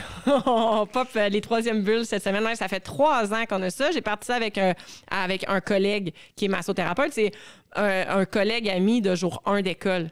Okay. On est les premières personnes à qui on s'est parlé. Puis on a un balado 10 ans plus tard ensemble avec une autre collègue qui s'est jointe à nous cette année aussi. Là. Une collègue d'amitié de 2e journée, genre, d'école. C'est venu où l'idée du nom Juste Masso? Ah, ça, c'est une belle... c'est parce qu'en massothérapie, ça, c'est un titre qui fait tellement controverse, mais je l'adore, parce qu'en massothérapie, au Québec, on a souvent tendance, nous, les massothérapeutes, à dire « Ouais, mais moi, je suis juste masso. Je suis juste un massothérapeute. » Tu sais, on veut se déculpabiliser. On a beaucoup le syndrome de l'imposteur. Fait que c'est une phrase qu'on dit malheureusement souvent. On est une profession au Québec qui est encadrée. Je veux pas dire qu'elle n'est pas encadrée, mais qu'elle n'est pas aussi bien encadrée qu'ailleurs. Puis on n'a pas un titre qui est protégé. Ce qui fait que demain matin, tu te lèves et que tu veux devenir massothérapeute, ben tu vas voir ton ancien collègue, tu te fais faire des cartes d'affaires, des tasses à ton nom, tu marques massothérapeute, puis t'es pas illégal, tu peux le faire. Fait que juste masso vient un peu de là. Vient un peu du fait que Ah, nous, on est juste masso. Ah, mais anyway. Tu sais, quand je dis quelque chose, je parle à mes collègues physio, puis là, je leur dis ce que je pense, puis je fais comme, ah, anyway, je suis juste masso. Tu sais, si ton médecin dit que ça n'a pas de sens, dis que je suis juste masso. Puis de l'autre côté, on le sait bien qu'on n'est pas juste des massos. On est des massothérapeutes. On est plus que ça, mais c'est comme un petit running gag qu'on a dans la communauté. Puis là, toi, tu as le titre de thérapeute. Ah oui, là, ça, hein? Là, ça, moi, je suis mélangé bien raide. Ah, tout le monde est mélangé. C'est pour ça que je dis jamais que je suis kinésithérapeute. Puis là, en plus, tu peux devenir, moi, je ne sais pas, mais orthothérapeute, qui est autre chose. Fait que là, à la base, là, on est des massothérapeutes. Un massothérapeute qui se respecte a une formation de base qui lui permet de s'appeler massothérapeute, qui est une formation de 400 heures. Puis après ça, tu peux aller te chercher des spécialités. Puis la kinésithérapie, ça fait partie d'une des spécialités que tu peux aller te chercher. Puis la kinésithérapie au Québec, c'est vraiment de la massothérapie avancée. C'est qu'on va travailler les environnements tissulaires, les muscles, dans une optique de redonner de la mobilité à des articulations. Fait que c'est comme ça que je l'explique un peu. Fait que, mettons, massothérapie, ça serait les massages suédois de détente et tout ça. Ouais. Puis kinésithérapie, ben, la massothérapie, là, moi, je vois ça comme des pâtes. Tu sais, les pâtes, il y en a plein de sortes. Ouais. Ben, la massothérapie, c'est des pâtes, puis la kinésithérapie, c'est genre un ravioli. Je te l'expliquerai comme ça. Il y a plein de choses dans la massothérapie. Mais la base, mettons qu'on parle pratico-pratique, quelqu'un qui va suivre une formation, c'est généralement un 400 heures. Ça permet d'apprendre, mettons, un soin de détente, soin expérience. Fait que tu as une routine de base. Tu apprends quelques bases anatomiques. Tu apprends quelques structures. Tu fais un peu de travail spécifique, mais à peine. Ce qui fait que tu peux devenir très bon pour travailler dans les spas. Puis là, après ça, tu peux aller te chercher d'autres branches qui ne sont pas obligatoires, mais fortement recommandées pour aller te chercher justement plus de spécificité. Moi, j'ai fait kinésithérapie à l'époque, mais je suis allée me chercher comme plein d'autres choses, ce qui fait qu'aujourd'hui, moi, je suis massothérapeute avec les techniques intégrées que je suis allée me chercher partout. Je fais de la fasciothérapie, je travaille beaucoup le tissulaire. Moi, c'est rare que je vais parler d'environnement musculaire. Moi, je parle toujours d'environnement tissulaire. Moi, je travaille le contenant, je travaille le costume du corps humain. Puis en travaillant le costume, j'espère avoir un impact sur le contenu. C'est un peu comme ça que je le présente. C'est comme si le corps humain, c'était un aspic. Puis moi, je travaille la gélatine pour que les fruits et les légumes dans l'aspic, là, on vient d'en perdre une génération. En le disant, j'ai fait « Oh là, on a comme les moins de 25 ans, ils n'ont rien compris. » Ouais, c'est quand même un bon pourcentage. Mais ouais, j'aime mieux dire je travaille, j'essaie d'avoir des impacts sur le contenant, puis ça va peut-être donner des impacts sur le contenu. C'est comme ça que je le vois. Tu sais, je travaille de cicatrices, pré-post-opératoire. C'est toutes des formations que je suis allée me chercher. Fait que c'est bien plus simple de dire massothérapeute. Mais ça veut tout dire comme ça peut rien dire. Là, tu viens de dire cicatrices. Ouais. Les massos peuvent aider? Eh oui. Ben oui, parce qu'en fait, on travaille... C'est pas tous les massothérapeutes... Ben, oui, ça pourrait être tous les massothérapeutes, là. Mais on va chercher de la formation qui est plus spécialisée à ce niveau-là. Mais si je prends exemple une césarienne, ouais. Tu sais, une femme qui a une césarienne, ils vont recoudre, mais souvent, ça arrive souvent en clinique, là. Les filles ont mal dans le dos parce que la cicatrice de la césarienne en avant est tout raboteux. Tu sais. Fait que là, nous, notre travail, ben, c'est d'essayer manuellement d'aller défaire ce qu'on appelle les adhérences. On essaie d'aller redonner un peu de liberté à ce tissu-là, conjonctif, qui est pris en pain, pour donner de la liberté au tissu, pour aider la mobilité, pour enlever de l'inconfort. C'est appuyé un peu par la science. Tu sais, je dirais que c'est très appuyé en clinique. C'est peut-être pas soutenu énormément par la science en ce moment, mais on voit quand même des résultats sur des cicatrices qui sont jeunes, qui sont immatures, là, mettons le premier 2 ans. Est-ce que ça veut dire qu'on n'a pas d'impact sur des cicatrices qui ont 10 ans? Non. Ça veut juste dire qu'on a l'impact va peut-être être moins grand. Moi, je travaille la cicatrice, puis j'ai des super beaux résultats, mais j'ai des clients qui sont investis dans leurs objectifs de mieux-être, là. Moi, quelqu'un qui vient juste me voir une fois par mois pour mais masser une cicatrice, il n'y en aura pas de résultat, là. C'est pas en massant une fois qu'on va régler ça, là, qu'on va l'aider, qu'on va l'améliorer, mais des clients qui suivent les conseils, qui font leur automassage, qui appliquent leur crème, qui font attention aux expositions UV, tu sais, qui font tout ça. Hey, j'ai des belles histoires, là. Vraiment des belles histoires, là. Tu sais. Puis moi, c'est mes cas préférés. Moi, une cicatrice, amenez-moi ça. J'adore. Les physios, ils viennent me voir. Hey, j'aurais un cas de cicatrice. Mais moi, c'est ça. Mais il faut que la personne soit investie, effectivement, pour que ça fonctionne très, très bien. Puis il y a des cicatrices qu'on n'a pas d'impact, là. Il y a des cicatrices qu'il faut des fois retourner en chirurgie pour aller enlever les adhérences accumulées parce qu'il y en a trop, là. Okay. Ça peut arriver, là. Puis là, tu es dans une clinique ce que j'en comprends, multiprofessionnel. Là. Oui, moi, je travaille dans une clinique de physio. Fait que je travaille dans une clinique de physio. Fait que moi, à la clinique où je suis, dans la succursale que je suis, c'est beaucoup de physio, 2 TFIS, 2 technologues. Il y a moi comme masso, puis on a un ostéopathe. OK. Fait que... Puis la collaboration entre les professions. Ben là, tu as parlé des coticatrices. Ah, toutes. Moi, le 3/4 de ma clientèle, c'est de la référence physio. Alors, chaque massothérapeute, si vous voulez arrêter de faire du démarchage, là, aller travailler dans une clinique de physio, n'en ferez plus de démarchage des clients, ils vont vous les amener, les clients. T'sais. Mais moi, je fais quasiment que ça, de la collaboration avec les physios. Parce que les physios, puis ils le disent eux-mêmes, ils en font un peu de thérapie manuelle là, à l'école, mais c'est pas ça, là, leur bac, c'est pas ça, leur cours. Nous, on a fait que ça. Là. Fait que quand c'est le temps d'aller détendre un tissu pour aider une mobilité, ben c'est notre job à nous, ça, les massos. Puis tant mieux qu'ils fassent pas ça, ça nous permet d'avoir de la job. T'sais, moi, ça marche au bout, les collaborations avec les physios. Puis je trouve que les clients, dans ce temps-là, je trouve qu'ils sont bien pris en charge. Surtout qu'on est dans la même clinique. Je le faisais avant, même quand je travaillais pas à la clinique de physio. J'avais déjà des bons contacts, puis on faisait du travail de référence. Mais juste le fait que la personne, fallait qu'elle prenne un rendez-vous dans un autre endroit puis qu'elle aille ailleurs, ben je perdais peut-être le 3/4 des clients. Tandis que là, ben le physio prend... Des fois, les physios prennent le rendez-vous pour le client. Puis là, ils viennent me voir, puis ils me disent, je t'ai référé telle personne, j'aimerais ça que tu travailles telle chose. T'es booké de quoi ton agenda? Ouais. Tu sais, ça se peut, je t'ai mis sur ta liste d'attente, t'es supposé voir telle personne. Ou, tu sais, je passe dans le gymnase, puis j'ai un collègue qui me dit, hey, j'ai une cicatrice, peux-tu venir me dire qu'est-ce que t'en penses? Puis plein de choses. Ah, j'ai quelqu'un qui va faire une opération, tu sais, complète du genou. Tu sais, tu veux-tu le voir avant, tu veux-tu le voir après? Puis moi, je trouve ça génial. Puis, tu sais, moi, en tant que professionnel, j'ai appris en 5 ans avec eux autres, comme ça n'a pas de bon sens. Puis eux aussi, de leur côté, ils ont appris parce que pour plusieurs, la massothérapie, ça se passe dans un spa. La petite lumière tamisée, la musique douce, les ballotins, les petites huiles essentielles, puis c'est correct. Mais il y en a beaucoup qui pensent que c'est juste ça, la masso. Mais c'est tellement plus que ça. C'est tellement un métier qui est pas bien connu, puis mal interprété aussi. On n'est pas des masseuses, là. Ouais. Mais ça, j'ai écouté cet épisode-là. Là. Ah oui? J'étais comme... OK. Puis là, le titre, il est quand même accrocheur. Puis j'étais comme... Hein? Parce que moi, la massothérapie, je fais de la massothérapie. Je reçois la massothérapie. Depuis... J'attendais. Oh ouais? Tu fais? Ah, non. Je reçois des traitements de massothérapie depuis que j'ai 14-15 ans à peu près. Mais ça a toujours été dans un contexte sportif. En fait, toi, le contexte spa, pour toi, c'était comme... Puis, il y a quelques années, j'avais une douleur, puis là, j'avais une massothérapeute à Québec, mais que finalement, elle, justement, a eu des blessures, ça a dû diminuer grandement sa clientèle. Mais le seul place que j'ai trouvé pour avoir un masso, c'était dans un hôtel à Québec. J'étais allé, puis là, c'était un gars. Là, je suis comme, OK, là, regarde, moi, je suis un sportif. Je me suis fait masser en masse. Puis, je suis capable de recevoir du torque. J'ai dit d'avance. Let's go, là. Là, je suis jammé dans l'épaule. Démange-moi l'épaule.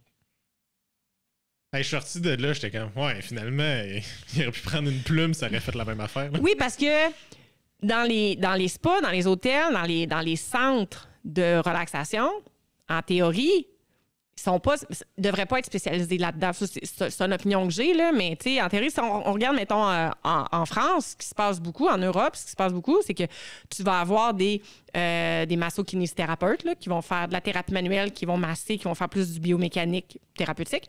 Puis, tu as des masseurs. Eux autres, ils peuvent dire ça, masseur, masseuse. Ça n'a pas une connotation comme nous ici. Okay. Nous, on peut pas dire ça là, parce que ça fait bizarre, tu sais.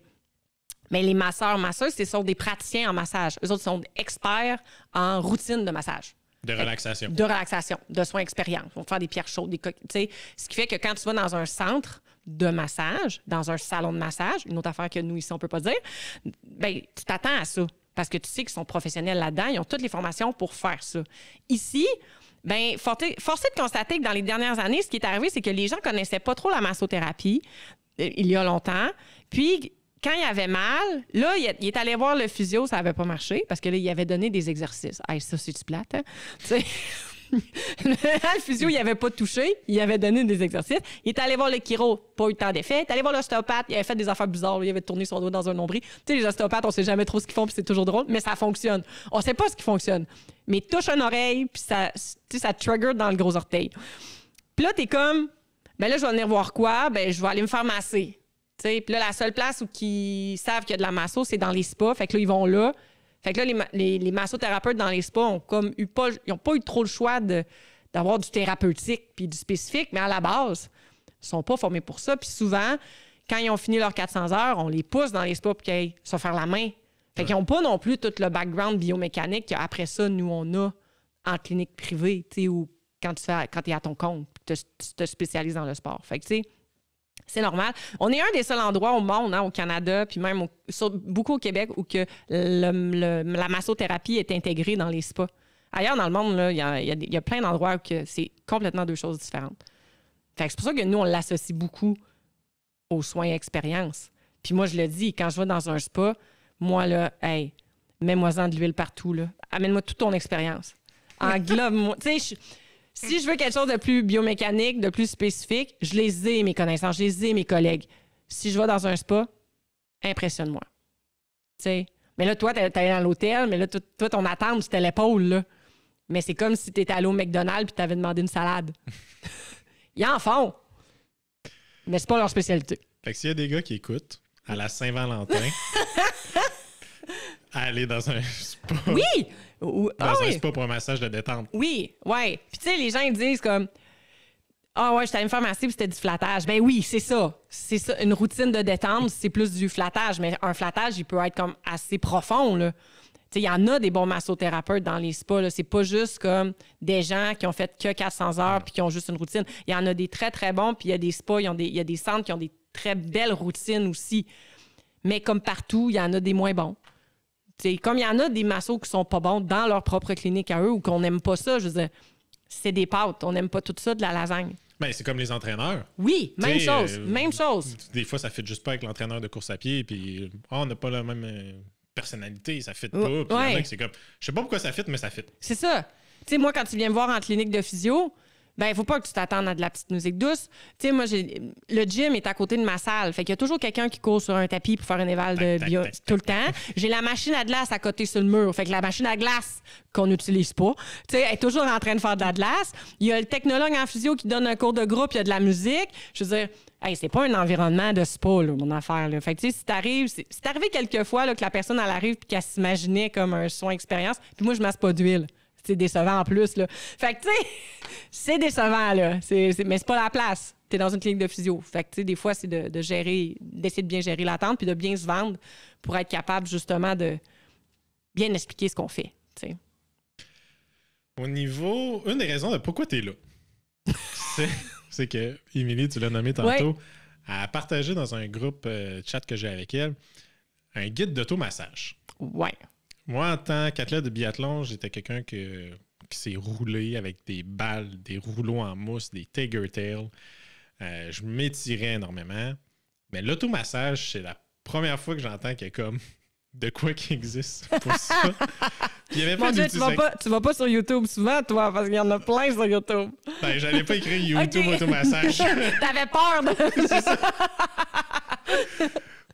Mais c'est quoi l'automassage? Puis là, on va parler un peu des coureurs parce que je suis un coureur, t'es une coureuse. Oui. Puis une bonne gang qui nous écoute vont sûrement faire de la course à pied. Exact. Puis, ouais. Ben, en fait, l'automassage, c'est vraiment... Le but de l'automassage, c'est d'être beaucoup en prévention, en entretien-prévention. Fait qu'en massothérapie, on devrait être toujours en entretien-prévention, ou en collaboration, mais on n'est jamais dans le curatif puis dans la guérison, jamais, on n'a pas le droit d'aller là de toute façon. Notre but avec l'automassage, c'est d'entretenir ce que tu fais peut-être déjà avec le massothérapeute ou avec le physiothérapeute. But numéro 1 de la masso puis de l'automassage, que ce soit en sport ou pas, c'est vraiment de la diminution de la sensation des inconforts. Si tu as moins d'inconfort, tu vas être mieux dans ton corps, tu vas mieux bouger, tu vas mieux répondre aux exercices, exemple, qu'un physio te donne. Fait que moi, j'aime beaucoup ça. Là. Moi, je suis une fervente d'automassage. Moi, j'ai des balles partout. Là. Il y en a une dans chacune de mes voitures. Il y en a, je pense qu'à la job, j'en ai 8. Chez nous, dans mon divan, il y en a plein. Je suis toujours en train de faire de l'automassage. Puis, je trouve ça bien de l'inculquer dans des saines habitudes de vie. T'sais, toi, tu le faisais, tu étais dans du sport de performance. Ouais. Toi, ça faisait partie de ta routine. Mais il y a beaucoup d'athlètes qui sont pas dans la performance, qui ont commencé à courir comme moi tardivement, puis là, qui sont raqués de partout, puis là, ils savent plus quoi faire. Puis le yoga, ça les intéresse pas. Puis c'est correct. Le stretching, ça les intéresse pas tant non plus. Puis je sens que quand on parle de massage, là, les gens, ils sont comme, ouais, mais là, je sais pas comment faire. Et pourtant, on se masse toutes. Tu sais, on s'en rend juste pas compte. Mais quand tu as mal aux cuisses, tu te frottes les cuisses. Ben, tu te masses, là. Tu le faisais déjà. Fait que l'idée du guide est venue de là, est venue du fait que j'avais des athlètes puis des clients qui me disaient « Ouais, mais je sais pas, moi, comment masser, j'ai pas étudié là-dedans. » Hey, c'est low-brainer, là. Écoute, si tu savais comment c'est low-brainer, tu sais. Fait que je dis, ben, je vais faire un guide, il va être structuré. C'est découverte, là. C'est une routine de 15 minutes. C'est des techniques intégrées. Puis, tu sais, moi, c'est vraiment... je prends le foam roller parce que le rouleau mousse, c'est ce qui est le plus populaire. C'est pas, selon moi, l'outil le mieux et le plus efficace, là, mais c'est lui qui est le plus populaire puis que tout le monde a. Fait que je pars de ça. Mais après ça, je décante sur les balles, sur le ballon, sur, tu sais, là, présentement, j'ai testé dernièrement, moi, je suis une testeuse, j'ai testé la balle qui fait de la vibration aussi. Fait que, tu sais... je teste beaucoup. Puis, tu sais, le but, c'est vraiment d'entretenir, de soulager, de redonner de la liberté tissulaire pour être mieux dans son corps, mieux bouger, puis après ça, ben, pouvoir mieux s'entraîner. Mettons qu'on donne des exercices, là. On les gâte, là. On les gâte. On fait quoi? Où avec quoi? On a fait un demi-marathon en fin de semaine. Il y en a qui c'était leur premier. Ouais. Il y en a qui ont essayé des personal records qu'ils ont eu ou qu'ils n'ont pas eu. Puis lundi matin, ils sont raqués. Dimanche soir, OK. Dimanche soir, ils n'ont rien fait. Ils ont écouté la télé parce que là, ils étaient brûlés. Ils ont mangé un plat de spag ou une pizza. Ils se sont cantés. Ils écoutent la télé. Le lundi matin, ils sont comme « Ouch, mes jambes! » Est-ce qu'il y a un exercice qui pourrait les aider, là, une mini routine? Oui, bien, moi, je dis tout le temps, tu sais, on ne massera pas directement après comme un entraînement, là. Tu sais, surtout, tu sais, un entraînement, là, je parle pas d'une sortie de zone 1, là, d'une heure, là, mais tu sais, je parle vraiment comme un entraînement d'intervalle. On essaie t'essaies de faire un meilleur temps sur un demi-marathon. Tu sais, tu vas avoir créé de la micro-déchirure. Fait que tout de suite après, on touche à rien. On touche à rien. On laisse la vie s'installer. Tu sais, tu continues ta vie, tu essaies de rester en action. Fait que c'est d'aller marcher, d'aller faire du vélo. Je trouve que la complémentarité vélo-course à pied est tellement le fun. Fait que là, si tu as un vélo lundi matin ou lundi soir, va mouliner un peu. Va marcher un peu, juste comme pour rester actif, activer les systèmes, aider à la récupération. Puis, tu sais, un bon 24 heures après, de masser avec les mains. Moi, j'aime toujours commencer à masser avec les mains parce qu'on va flatter dans le sens du poil, puis on n'ira pas dans le trop fort. Souvent, ce qui arrive avec les outils, c'est que là, on a de la pogne. Puis là, on va peser fort. Puis là, ça fait juste mal. Puis c'est pas agréable. Fait que ta sensation de réconfort, tu vas pas la chercher. Fait que de masser, mettons les cuisses, là, tu vas juste aller masser avec tes mains avec un peu de crème hydratante que tu as chez toi, juste de manière intuitive. Puis tu vas mettre une pression qui peut être inconfortable, mais qui est jamais dans la douleur. Le but, c'est que tu relâches. Fait que, tu sais, si tu masses puis tu fais comme « ça fait mal! » ben, ça sert à rien. Tu es juste en train de te contracter davantage. Le but, c'est que ça relâche. Ben chaud. Tu sais, le but, c'est juste d'essayer de faire aller les choses puis de relâcher les tensions puis d'enlever ces signaux d'inconfort-là qui sont là parce que tu as fait quelque chose de plus intense. J'irais pas avec un rouleau. Je trouve ça invasif après avoir fait un... Le rouleau, je vais l'utiliser plus au quotidien. Mais encore là, je trouve que le rouleau, c'est pas le meilleur. Le rouleau, on dirait que tu sais jamais comment t'installer. À part rouler le dos, puis même le bas dorsal, je le trouve sketch, là, le rouleau. Là, je trouve que le bas du dos, il y a déjà assez d'extension comme ça. On n'est pas obligé d'en donner plus. Du côté de la cuisse. Ça fait mal. Quand même. Tu sais, puis là, t'es comme tout croche sur ton coude. Là, t'essaies de te placer en planche latérale. Tu sais, je veux dire, pendant que t'essaies de détendre ton quad, là, tu t'es en train de te faire comme une tendinopathie du bicep parce que là, t'essaies de te tenir. Tu sais, je trouve qu'il est pas... Il est correct, là, mais mon Dieu qu'on a fait mieux. Tu sais, le vulgaire rouleau à pâte, là. Tu sais, un rouleau à pâte, ça a des poignées, c'est low-brainer. Tu peux le faire pendant que tu regardes la télévision. T'es toujours assis, t'es debout, t'es pas obligé d'être en appui pour le faire. T'es pas obligé de faire des planches pour faire ton automassage. Au rouleau à pâte, on a tout ça, tu sais. Puis le truc de mon ami. Ah oui! Hey, le 40 onces de vodka. Je l'ai jamais essayé. Si vous n'avez pas de rouleau à pâte, mettons que vous êtes un gars comme moi en appart qui n'a pas de rouleau à pâte, qui n'a pas encore su cela de sa mère en héritage, puis qui veut pas payer 25$ pour une Tiger Tail. Non, mais il va payer 60$ pour un 40 onces de vodka. Il est allé dans un party à un chalet avec des amis, puis il reste une bouteille de vodka là, qui est ronde, ou ça peut être du gin, là, n'importe quoi. Une bouteille en vitre, puis vous pouvez utiliser ça. Moi, Écoute. je le recommande vraiment pas. Surtout pour des gars qui ont une bonne masse musculaire.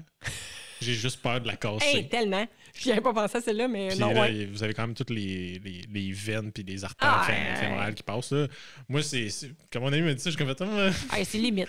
j'ai peur un peu, là, mais tu sais, Ouais. elle n'a pas des gros. Elle a pas des bras d'un gars qui bench 2,35. Non, là. c'est ça. Mais c'est une variante. Un peu. Ouais, hey, redneck, tu peux le dire. Moi, celle-là, je la chapeaute pas. Fait que rouleau à pâte. Rouleau à part, les mains. Moi, c'est sûr que tout ce que tu es capable de masser avec les mains, tu as un ressenti avec les mains que tu n'as pas avec un rouleau à pâte, que tu n'as pas avec le rouleau, que tu n'as pas avec les balles. Tu touches ton tissu. Fait que tu le sais où c'est raide, tu le touches. Tu le sais que ça détend parce que tu le touches. Tu sais que ton tissu, il commence à être un petit peu plus libéré parce qu'il est plus mou. Tu sais, ta peau est plus molle. Tu sens la chaleur. Tes mains, ils servent à ça. Fait que c'est pas sorcier, là, de masser avec ses mains, mais c'est plus trendy de dire que là, on a le nouveau Terragon, puis le nouveau... Tu sais, on les a toutes, là, Motu, là, mais... Puis c'est...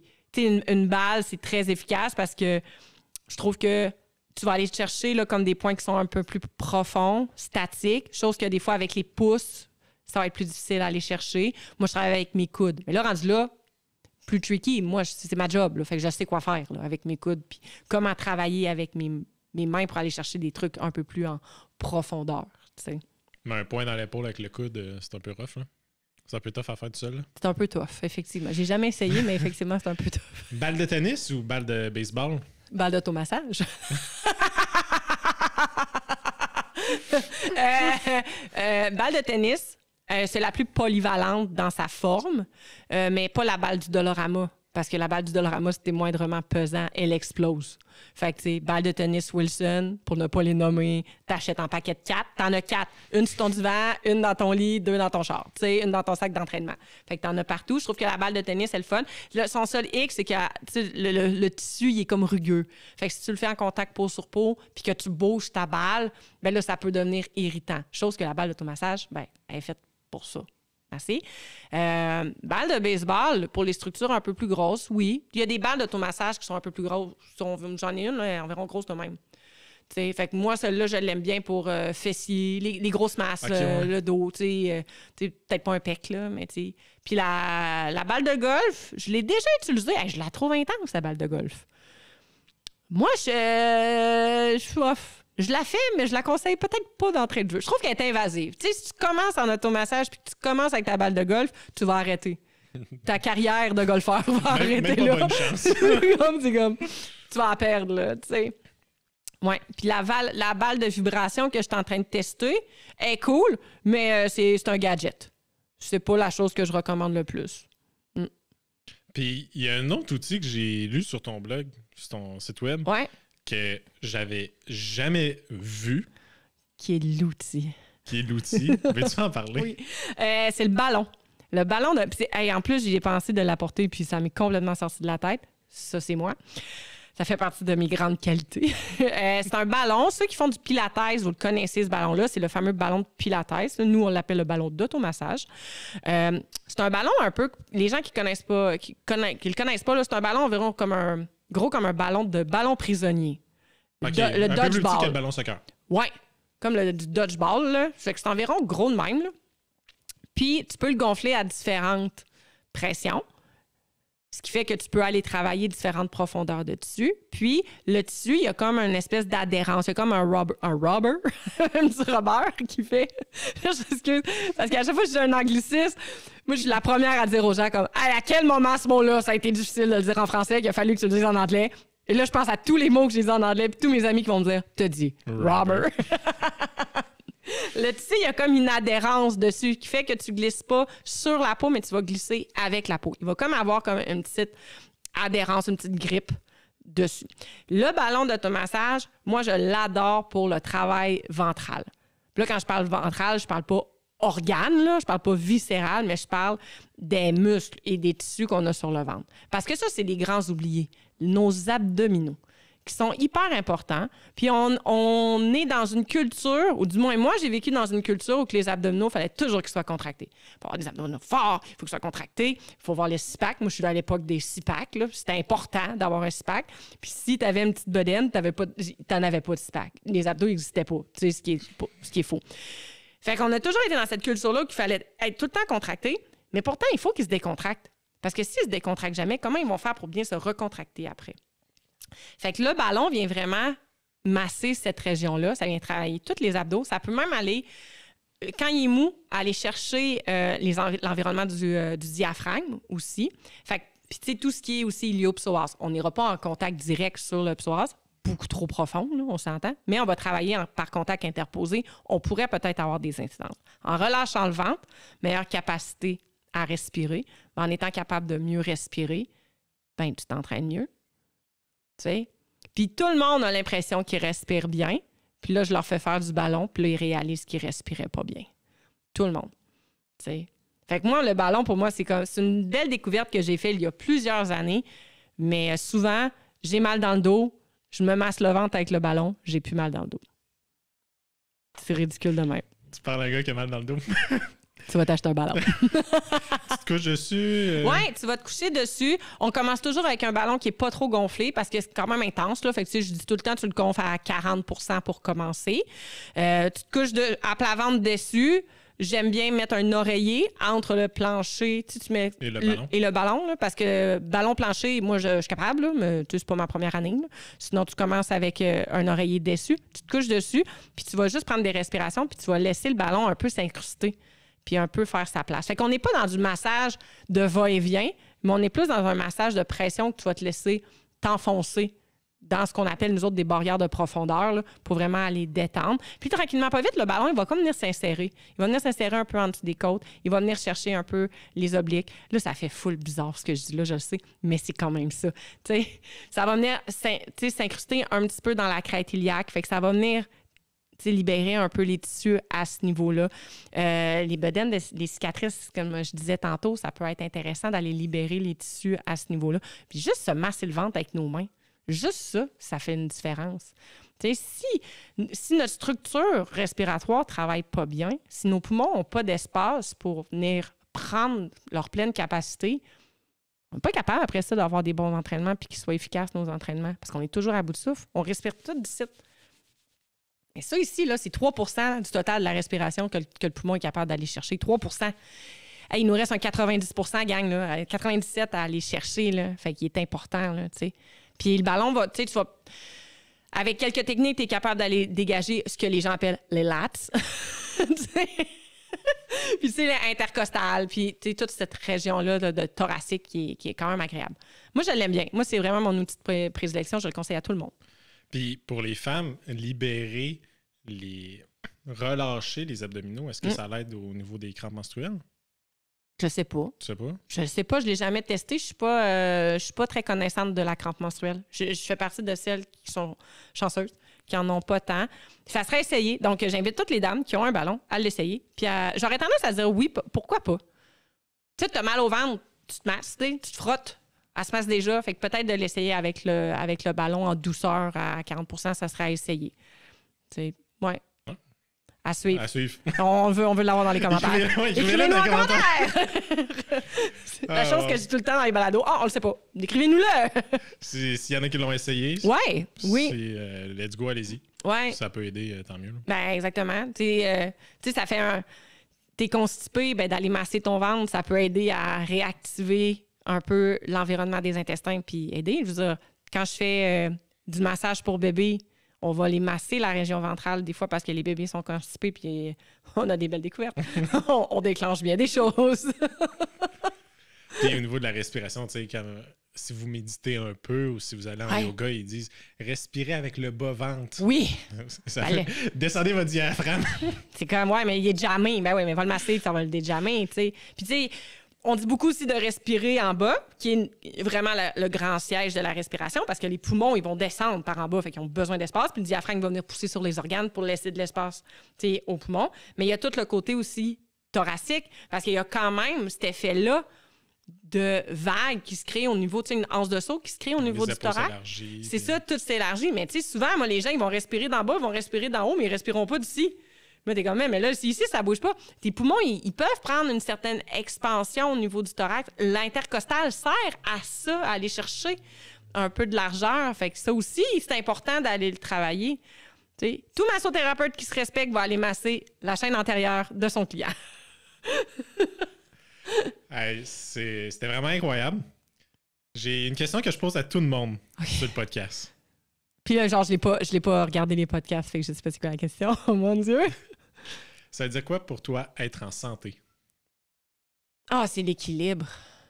Pour moi, être en santé, c'est l'équilibre. C'est vraiment ça. C'est de faire des folies, c'est de courir un ultra, mais après ça, de rester 2 semaines sur son divan puis de ne pas être dans la culpabilité. Ouais, je pense que c'est ça. Être en santé, c'est de ne pas être dans la culpabilité. C'est de se permettre ce bel équilibre-là puis de se le permettre, cet équilibre-là. Je dirais ça. S'il y a des auditeurs qui veulent te rejoindre Bonne sur les chance. réseaux sociaux.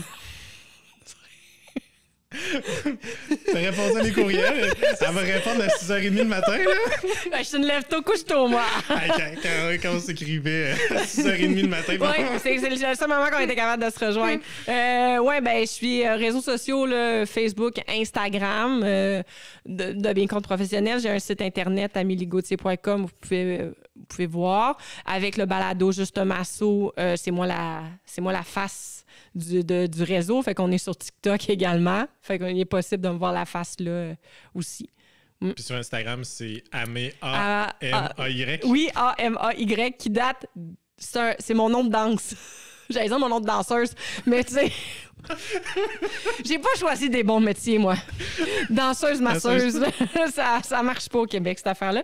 Mais oui, A-M-A-Y... c'est mon nom d'artiste. Sinon aussi sur le site de la Clinique du Coureur. Oui, site de la Clinique du Coureur, vous pouvez me trouver là également parce que je travaille pour le coaching pour eux, pour les entraînements. Super! Hey, c'était vraiment le fun! Un grand merci! Merci de votre écoute et j'espère que vous avez apprécié l'épisode. Si ce n'est pas déjà fait, aimez et commentez. Et pour plus de contenu, suivez-moi sur Facebook, Instagram et TikTok. À bientôt!